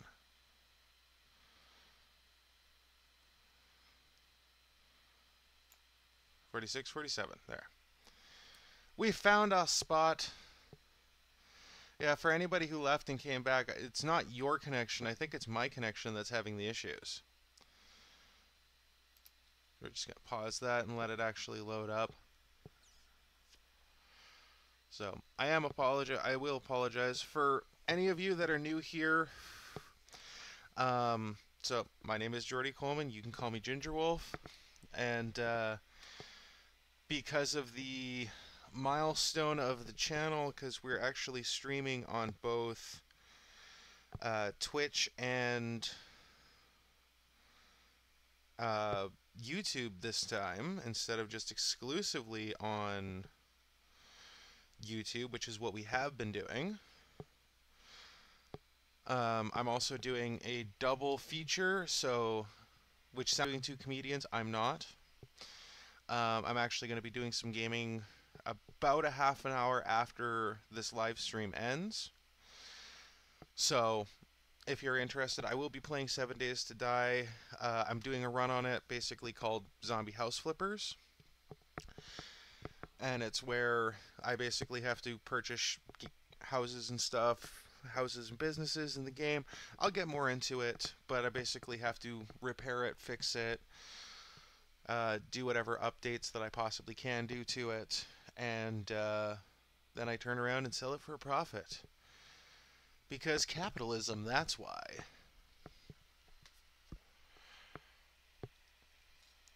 But I'll get more into it if you choose to join me on that stream. Again, that's going to be an after-the-fact thing. And again, I'm really sorry about the internet being wonky. I'll restart my my modem after this. That might be the issue. I hope that's the issue, because if this is what the internet is going to do for us, well, that just sucks, doesn't it? It could just be an honest issue with my actual provider as well, because there seems to have been some sort of issues going on with them, so that very much could be it. So again, I do apologize. But it does look like it's at least loaded a few minutes of the video, so we're going to get back into it now. Shame it's at this point, but we'll pick this up starting right about now. There's a lady I know.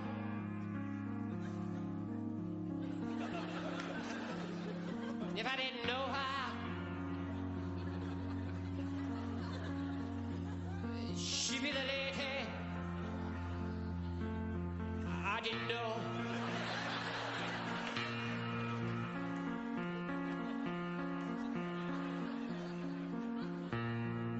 My lady, she went downtown. She bought some broccoli.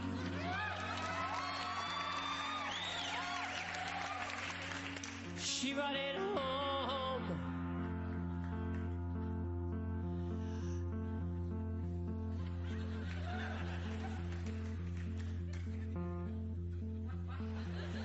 She's chopping broccoli. Chopping broccoli. Chopping broccoli. Chopping broccoli. Chopping broccoli. Chopping broccoli. She chopped broccoli.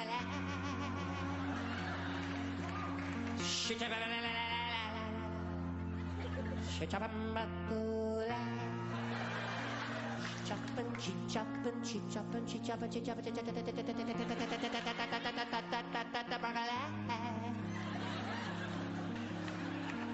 She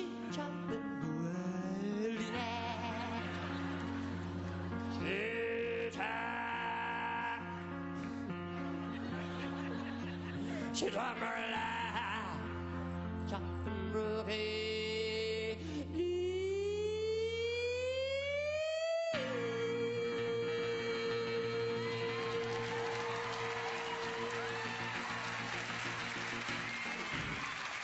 Thank you, you guys have been great. Good night.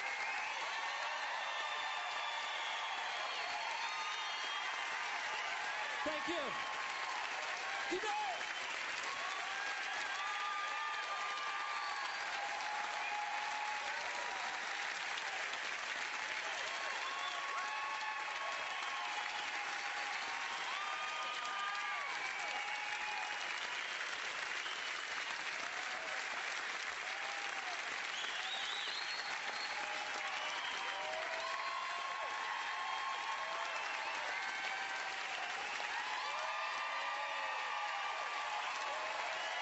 Thank you. Hi, Mom. I just want to do a few more things, because tape is cheap. Pew, pew, pew. You got to understand, please don't be shocked what I'm about to do, because I'll just do the sick stuff now. It's the late show. But not graphic. Don't worry, ma'am. Not graphic. My hair. See, I'm a comedian, and I do impressions, and my friends like to hear sick stuff. So I get around with my other comedian friends, and they go, well, what would it, come on, what if that character had sex with that character, right? Folks, it means nothing. Don't try to, there's no meaning to it. It's not politically correct. It's just madness, okay? So just let yourself go. It's just comedians in the middle of the night, drunk and stoned.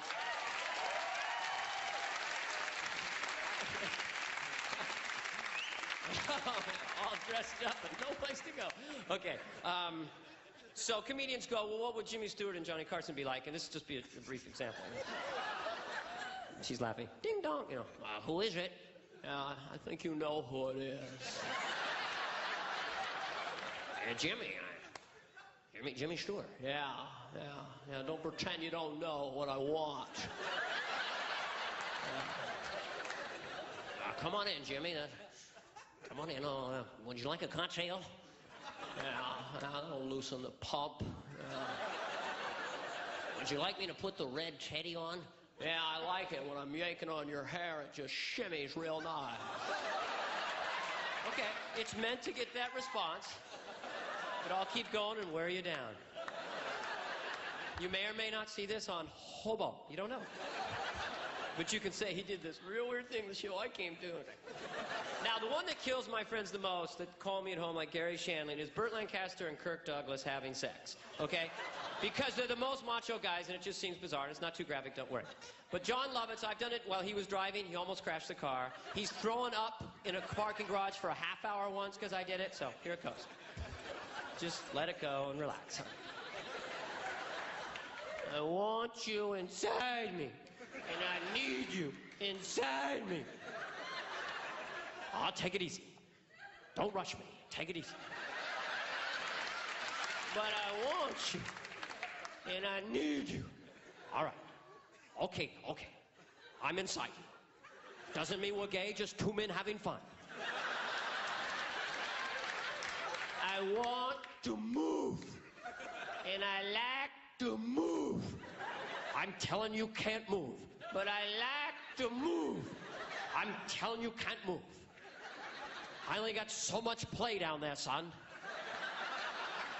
You keep bucking around like that, I gotta pull out and splooge all over your backside.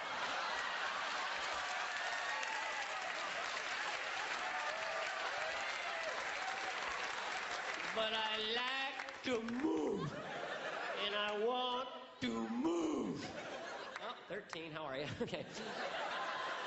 Jesus. I'll tell you why.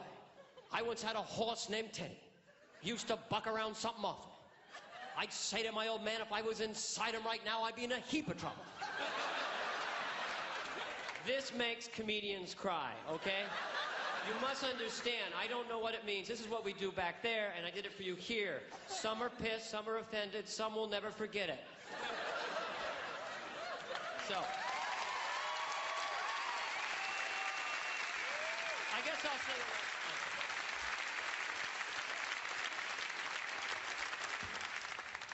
Sing a little song.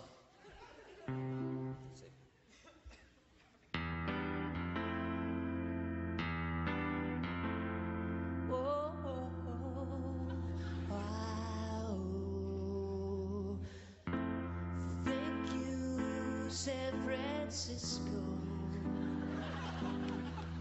for coming to my HBO. I talked about gobbling the wiener. There's a young boy here, I wish I'd worked a little cleaner. We did Burton Kirk, and we bonded in so many ways. Some people hate me, other people never want me to go away. It's late at night on a San Francisco night, and the surest way to get applause is to say, fucking 49ers. Fucking 49ers. Fucking 49ers. Come on, nobody. Fucking 49ers. Fucking 49ers. Fucking 49ers. Fucking, come on, everybody. Niners.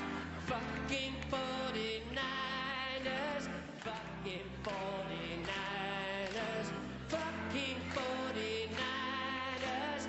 Fucking 49ers. I can't believe you're listening to this and clapping. I can't believe how you indulge me tonight. But I thank you very much with all my might. Remember the power of cuteness, and does God have feet? It'll knock you on your ass, and it's kind of neat. Remember O.J., maybe he was framed, I don't know. Remember getting stoned with Paul McCartney, I kind of exaggerated. I didn't really tell the truth in half the things I said. I embellished for your entertainment. But I really met Paul McCartney and I spent the night in the White House. We didn't get around to making sweet love, we were too tired. Now I'm telling you things that are incredibly personal. I wish I'd stopped the show during the fucky 49er part. So I'll just say good night, good night, oh good night. To you. Thank you.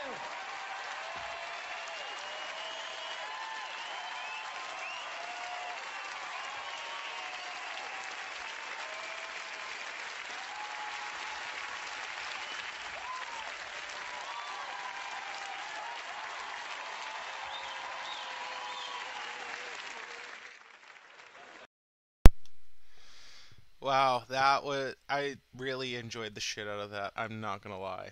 It sucks that we kind of got broken up there because of my internet connection issues. Everything seems to be fine now. I have no idea what the fuck was going on there, but that was fucking way too good. I would definitely, for the comedians that we've taken a look at so far on the show, I think I might actually do a thing where I'm going to rate the comedians on the tier list. And this, Louis Anderson and George Wallace would definitely all be in the S tier just for how much I fucking laughed during the whole thing. Like it. Let's just even take a quick look at what we've done. We had Gallagher, solid B, I think. We'd go with Gallagher, which is actually higher than I would have thought I would have put him before we did the thing. Janine would probably be a B as well. Louis would probably be an A. Sandra Bernhard would be an A. Andrew Dice Clay, that one's a little bit difficult because I'm not sure if I would if I should categorize that based off of Andrew Dice Clay the person or the special. If we were going off the special, I would probably put it in C, but if we were going off the guy just for what he's done in the world of stand-up comedy and the changes that he himself has made, I have to put him in S tier because very few people have done half the shit he did. Special, C. What he's done for comedy, S. We'll break it that way. George Wallace, I already said S tier. Louis Anderson, S tier. Jim Brewer, a very, very, very strong B tier. He was fucking hilarious. I'm not denying that. But you compare him to these four guys here, and he just does not quite hit that same oomph, I guess. And next month should technically be Kevin James, but I can't find a special of his on YouTube, so it's going to be Paula Poundstone because I can find a special of hers. And I'm just looking at like the list of comedians that we have yet to go through. Like, god damn. Like, and there's guys on here like Bobby Stallion. I bet the majority of you guys who are watching right now have no clue who Bobby Stallion is. Maybe if you heard his voice, because he does have a very distinct voice, but he is fucking funny too. Like, we have so many great comedians to go through. Actually just had a little bit of a conversation about Eddie Izzard very recently. So, and actually not that long ago I had a conversation about Bernie Mac. So, it's fucking awesome. But as is our tradition with after watching a comedy special, let's talk about a couple of things about the comedy special. Because he definitely had some really funny parts, and I just kind of wanted to hit a couple of aspects, especially when he was talking about his kids, when he was talking about Tom Jones, and Tom Jones having just a massive cock. That was fucking hilarious. And just anything regarding kids is always going to be funny because kids are just so wild and unpredictable. But the thing I found the funniest is he was talking about how his kids would just make like random noises and shit. And it's like, yeah, I do that too. Literally all the time. Or I'll just randomly say something in a completely different voice, like a voice that's not mine. If you've watched my streams, you've probably caught me doing that, and I don't even think about doing it. It just pops out of my mouth.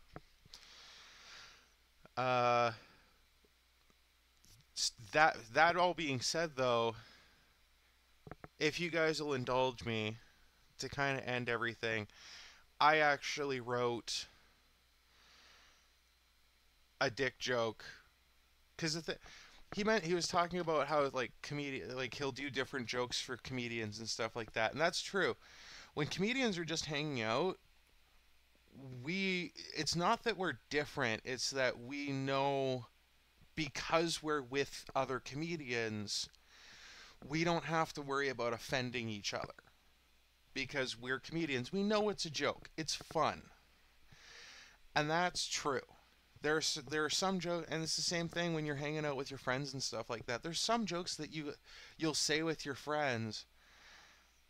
Like, I've said things amongst my friends and things like that, and they'll be like, "Oh, that was bad," while they're in the midst of laughing. And it's just because it's a different setting. We know these people. They know us. They know there's no hatred. Like, my friends know I don't hate anybody. Okay, I hate a couple people. But I don't hate anybody because of a specific way they look. You know, it kind of becomes, Mitch Hedberg had a thing, is like, I don't care if they're black, white, purple, or green. Hold on a second. Purple or green? We gotta draw the line somewhere. To hell with purple people. Unless they're choking. In that case, help them. But I actually wrote a dick joke. And not every comedian will tell a dick joke. But every comedian has a dick joke because dick jokes are one of the most universal. Fart jokes are the most universal kind of comedy that there is. Doesn't mean it's highbrow. Doesn't mean it's good comedy. It's just universal because you don't really have to translate it. Because a sound coming out of somebody's butt is apparently funny. It doesn't matter what language you speak. That being said, oh, and we've had 9 people watching. Hello, everybody. That being said, here's my dick joke. I've often heard women say a lot of times, that men only think about one thing and it's disgusting. And that statement is true, but I don't think the thing women think we think about is the thing we actually think about. You follow me on that one? Because a lot of guys, and I mean all guys, think way too much about dicks. We think way too much about dicks.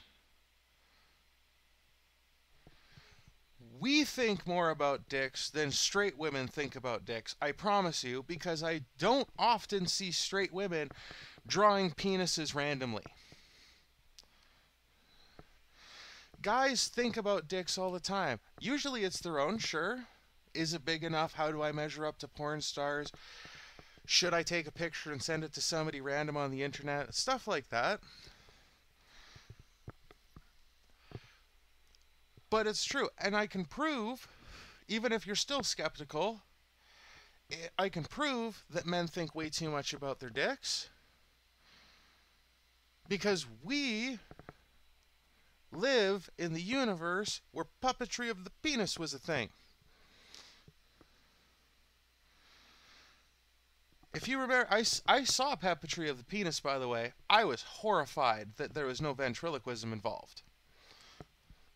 I think that would have made it way better.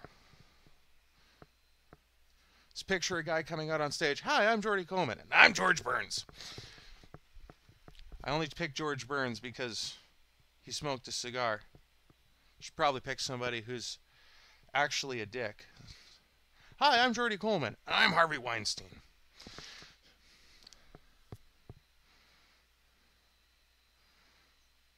And I could turn around and shake my ass and say it's Bill Cosby. So, all I'm saying with that, there's two things I'm saying with that. The one thing I'm saying with that is that you're never, ever going to find anywhere puppetry of the vagina, which if you do, that should definitely involve ventriloquism. And number two, puppetry of the vagina, that just picture a woman coming out in a robe, opening it, and just being like, "Behold, a little man in a canoe." But the thing is, I think because men think about penises way more than women, penises have created a dividends in value. Do you want to know, in my opinion, if you were a bisexual, and nothing against my bisexual homies, but if I was bisexual, this would be the way I would look at it. This is all I'm saying. Have you ever been walking down the street and something shiny on the ground catches your eye? And you look at it and you think to yourself, that could be a quarter, or it could be a nickel. From this height, I can't quite ascertain which it is. So you bend down to the point where you're basically an L, and you can see it now. And if it's a quarter, you'll pick it up. If it's a nickel, even though you put all that work into bending over and all you have to do is stretch your arm out, most people won't pick it up. The nickel is a penis and a quarter is a vagina. That's all I'm saying.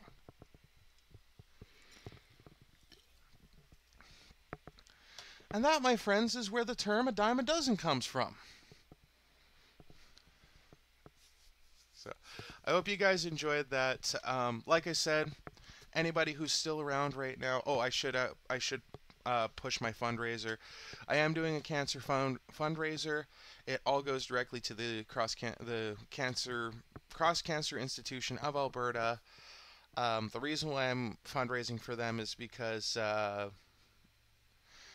almost 15 years ago now, I lost my mom to breast cancer. And in the chat is the fundraiser link.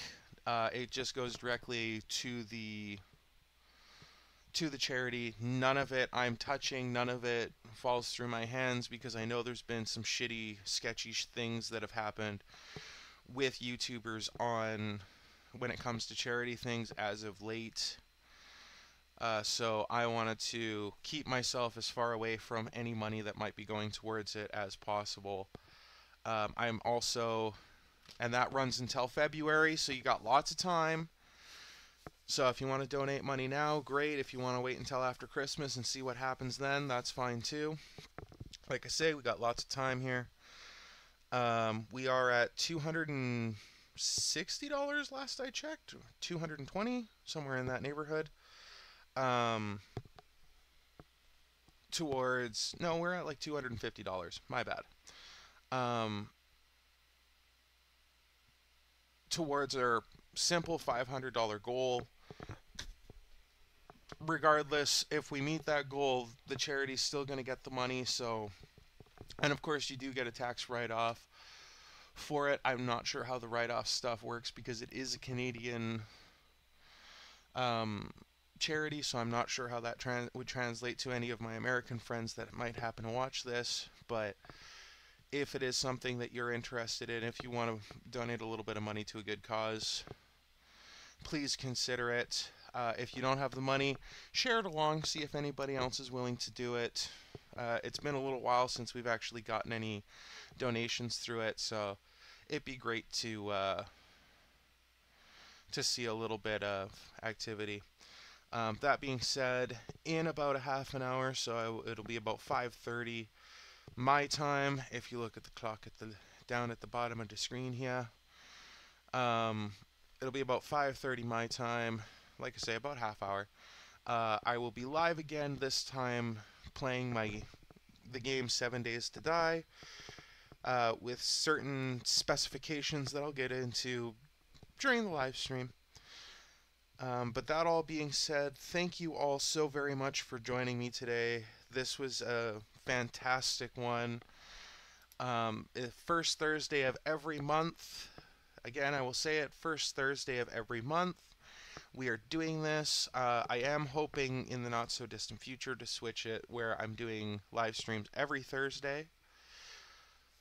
But we have to see what ends up happening over the next few weeks, if that's going to become a thing or not. More recent or less recent than what we are hoping. And because we've gone through Dana Carvey and we don't have a special for Kevin James, our next featured comedian is Paula Poundstone, and I'm actually not familiar with her, so we will see what ends up happening with that. I mean, she's ranked higher than Dana Carvey, so she's gotta be funny, right? You think? I would think. And we'll see what the future holds. Of course, there's some comedians on here that just plain and simply don't have a readily available comedy special or any comedy special at all.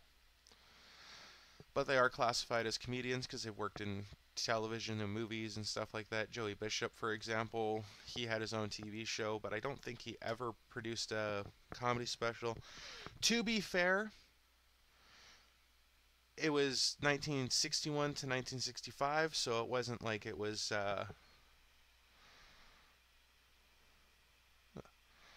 hello, Morg in the Void. We're just wrapping up here, actually, so if you want to take a look at the live stream, like, obviously it's going to stay up, but we do this on the first Thursday of every month. Right now we're going through Comedy Central's top 100 comedians, with the exception of December. It could be closer to December 17th, depending on if we go weekly by that point or not. But of course, everything has to be molded around my work schedule.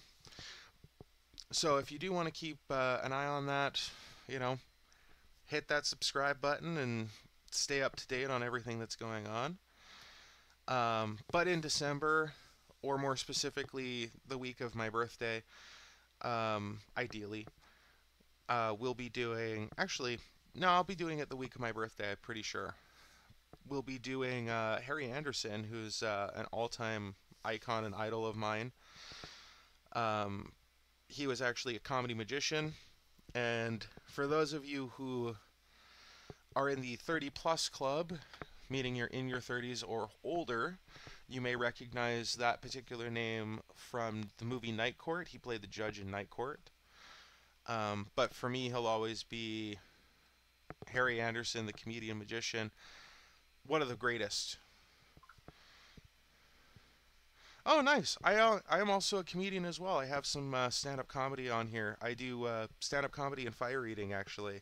Well, stand-up comedy and magic, but I end my show with fire eating. So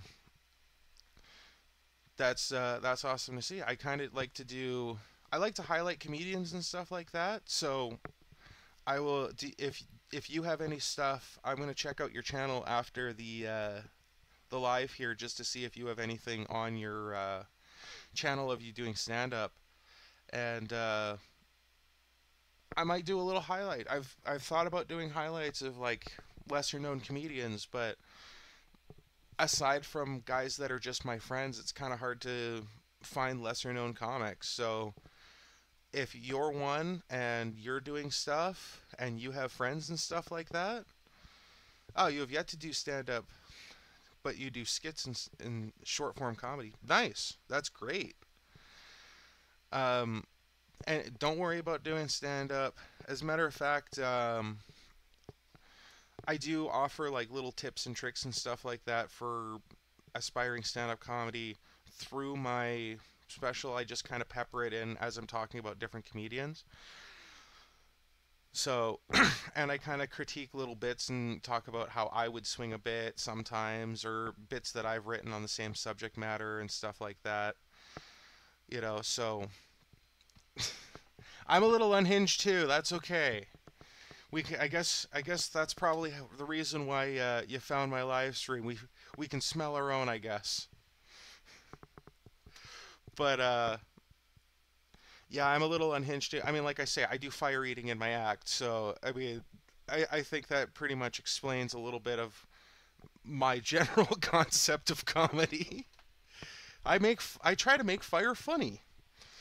So, but yeah, no, this Let's Laugh is a very important thing for me because comedy. My grandfather, when I was very young, my grandfather introduced me to stand-up comedy when I was probably about 4 or 5 years old, and because he was a big fan of stand-up comedy. At that particular time, he was mostly playing old comedy vinyl records, but and at that point, it was he who shall not be named, and by that I mean Bill Cosby, of course. Which is the reason why I'm extra pissed off with Bill Cosby, because he tainted all those fucking memories for me. So fuck him. And that's the least thing that he's done. But for me, it's made it worse. Like, the perspective that I had of him. But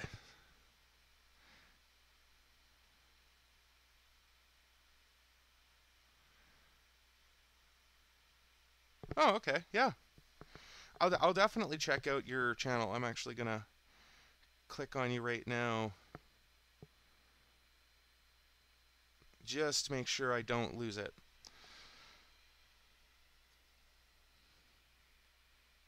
And there you go. I am now subscribed to you as well. So you gotta.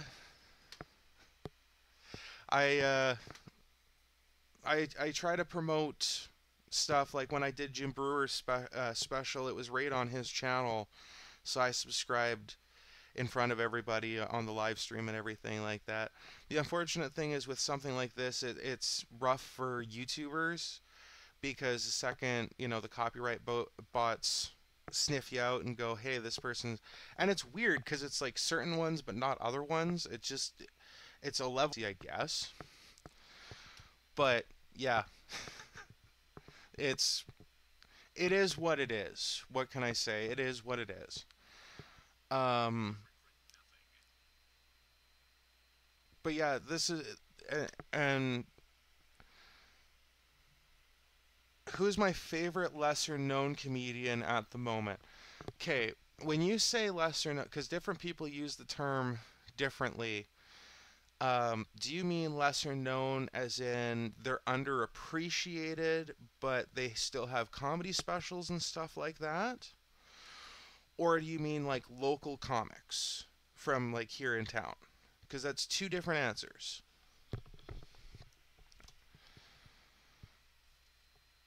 So I want to get a little more specific on that one.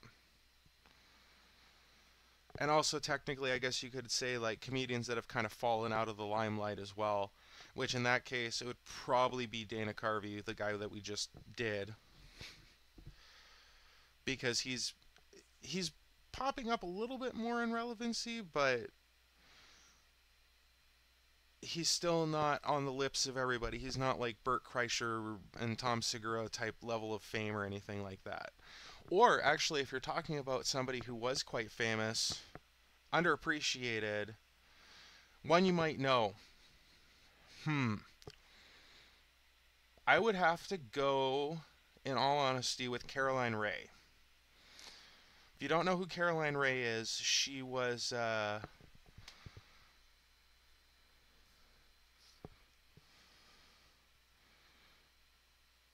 Jeff Arcane and Guillermo. Wow. I'm sorry, I'm not going to be able to pronounce that person's name. So, full disclosure, I have ADD, and I think I also might have dyslexia based off of sometimes how I misspell words. And so English is already hard enough for me, so other languages are really bad. But no, Caroline Rhea would have to go with. Most people would know her mostly from she was the original host of The Biggest Loser, but she was also the blonde aunt in the original Sabrina the Teenage Witch with the puppet cat of the cartoon series. But she did have an HBO special, One Night Stand HBO special. Yeah, you know exactly who I'm talking about. She was also on. There was a Canadian show a couple years ago, and the whole concept of it was a bunch of Canadian funny people in one house, and whoever didn't laugh was the winner. And the whole concept, and there was Tom Green was in it. Colin Mockery from Whose Line Is It Anyway was in it. One of the guys from Kids in the Hall, I can't remember who the hell it was. I can't remember the guy's name, but yeah, it was a bunch of Canadian people, and whoever won got a bunch of money for charity. Fucking great concept for a show, in all honesty. It was so good. But, yeah, because she's Canadian. But I think, because she was even at Just for Laughs one year, if you're familiar with Just for Laughs at all. And she is goddamn funny. Like, she is insanely underrated as a comedian. Trying to think of like other guys or other comedians that. Oh, yeah, yeah. I'm pretty sure her special. Just to check. Why don't we check?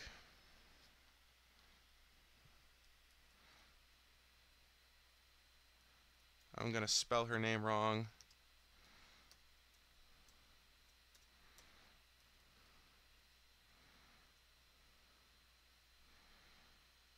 Yeah, she's got she's got stuff on YouTube.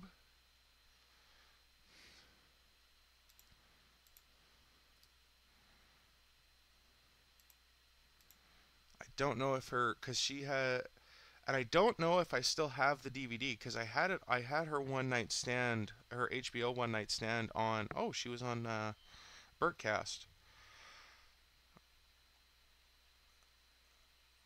That's not it. I know that's not it. But yeah, she's fucking hilarious. Um, Jeremy Hotz would probably be another guy, although he's kind of popping up a little bit more. He was in a movie quite a while ago now, actually, come to think of it. But he's really funny as well.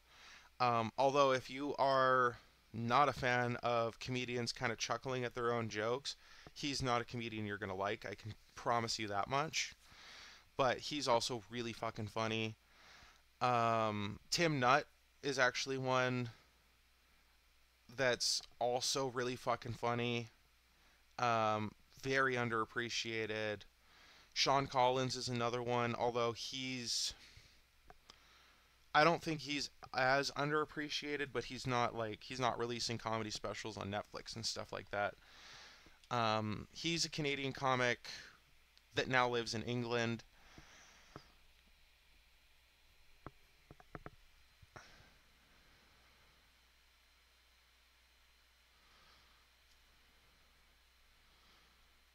Channel Don't Tell Comedy here on YouTube. Well, let's give that a look.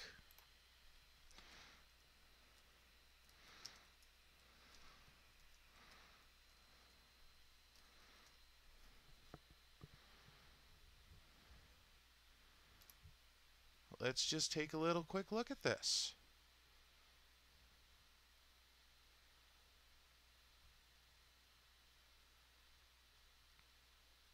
I definitely have to check this out.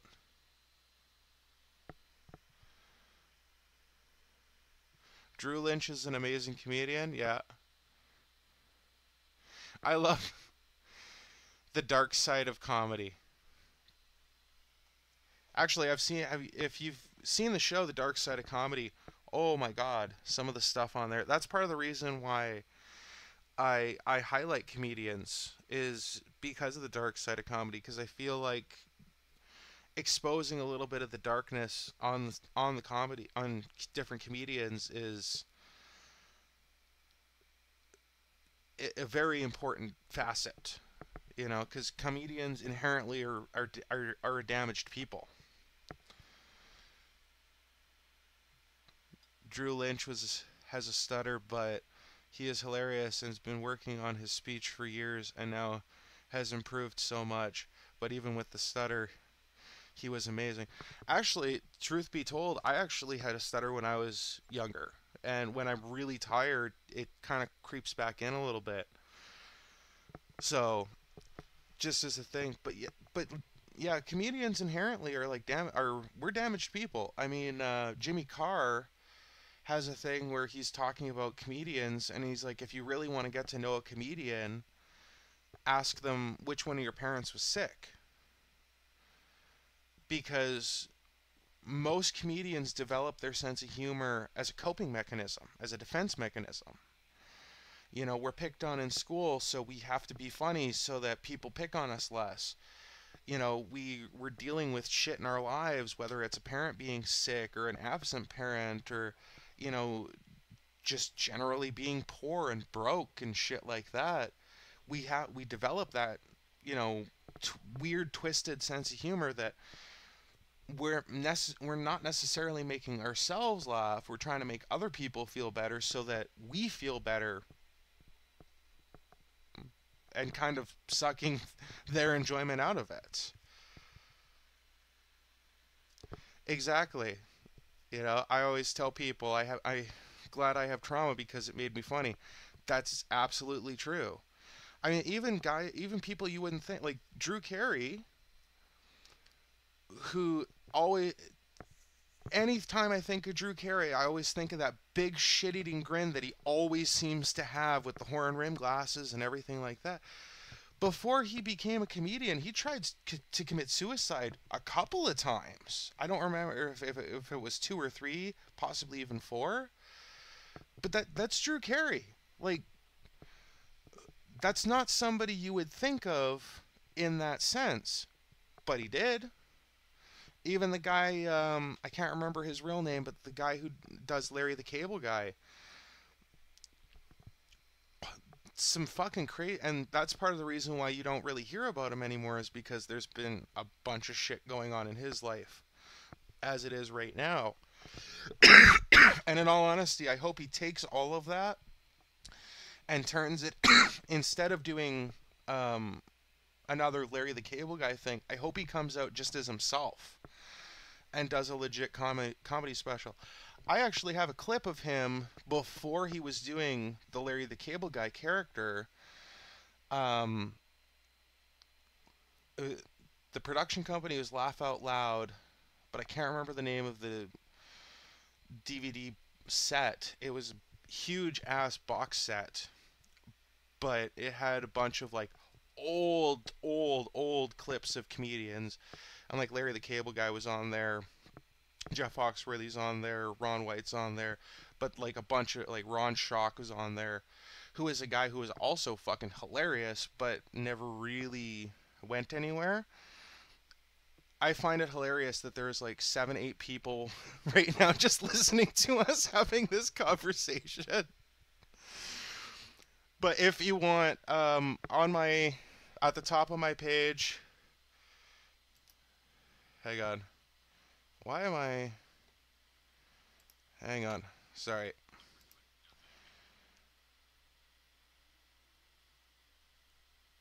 Bing. Right here you can find my Twitter.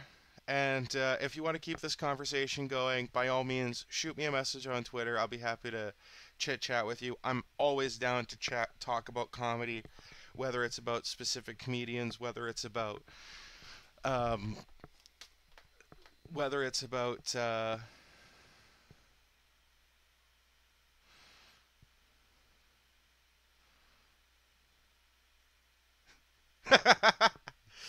when I meet people, I know we can't be friends if you either grew up with money, have both your parents still, or haven't spiraled into drugs. Guaranteed you're not funny if you don't deal with that. If you didn't deal with that. Yeah. That's fairly accurate. And I'll give you a little bit of my kind of backstory. Um, my father left my mom when I was about 6 months old, give or take. And okay, and like I say, feel free to shoot me a message there. Um, but my dad left when my dad left my mom when I was about 6 months old, and my mom didn't even know he had left. Plain and simply didn't know because my dad was a long haul trucker, so it wasn't rare for him to be gone sometimes for months at a time. Because again, long haul trucker, they sleep in the truck, so on and so forth. It wasn't until a mutual friend called my mom and was like, "So you know John, that was my dad's name, you know John's living with another woman." And my mom's like, "What the fuck?" And it was really saddening to my mom because my mom, the only thing, her life goal was to be a wife and mother. And sorry, I'm getting a little emotional, but, you know, and that was, half of it was taken away, you know? And my grandfather was the one that more or less stepped up to raise me.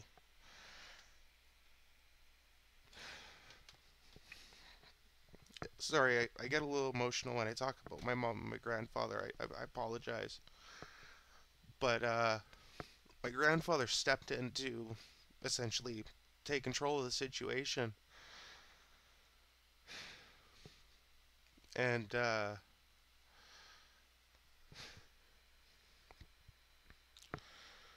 yeah, and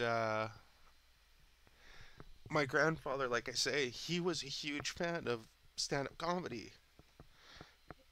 And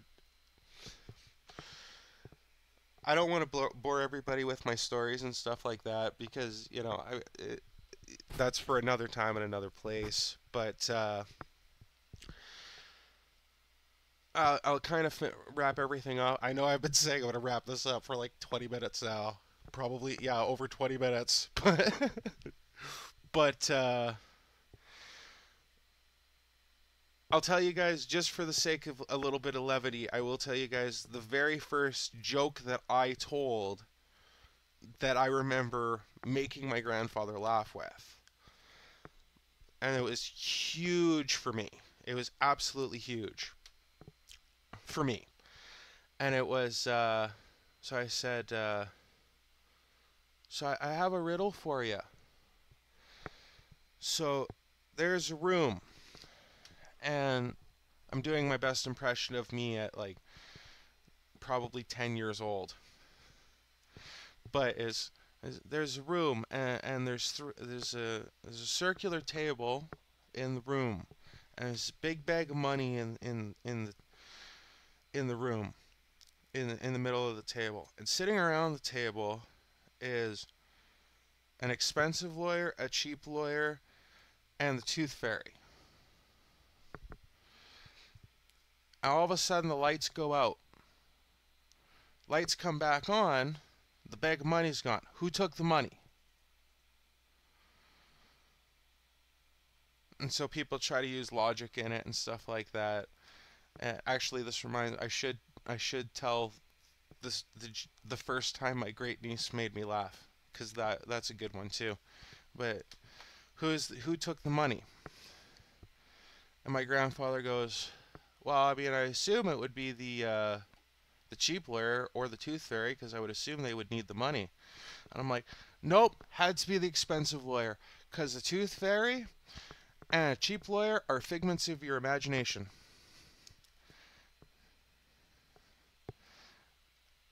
And what made the first time my niece made me laugh, and she's like 6 years old now. This was when she was 4, and like, I laughed so hard at this, I actually got angry, because I'm like, you should not be funnier than me at 4 years old. That's not fair. But she calls me Uncle Crazy, because she sees me do fire eating and stuff like that, and she goes, Uncle Crazy, why can't you hear a pterodactyl in the bathroom? And of course, most people have heard that joke, you know, because the P is silent, right? We've all heard that. But she's a little kid. I don't want to ruin the punchline for her. So I look at her and I go, I don't know, honey. Why can't you hear a pterodactyl in the bathroom? And she goes, 'cause they're dead.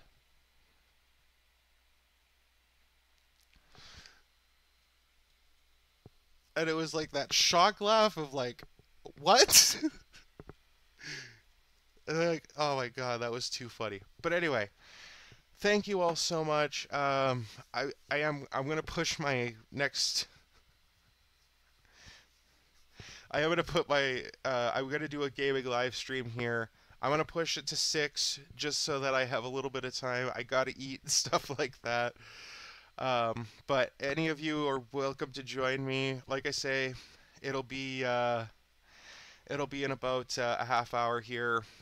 So, but always remember, don't do anything I wouldn't do. You should probably stay away from most of the things I would do.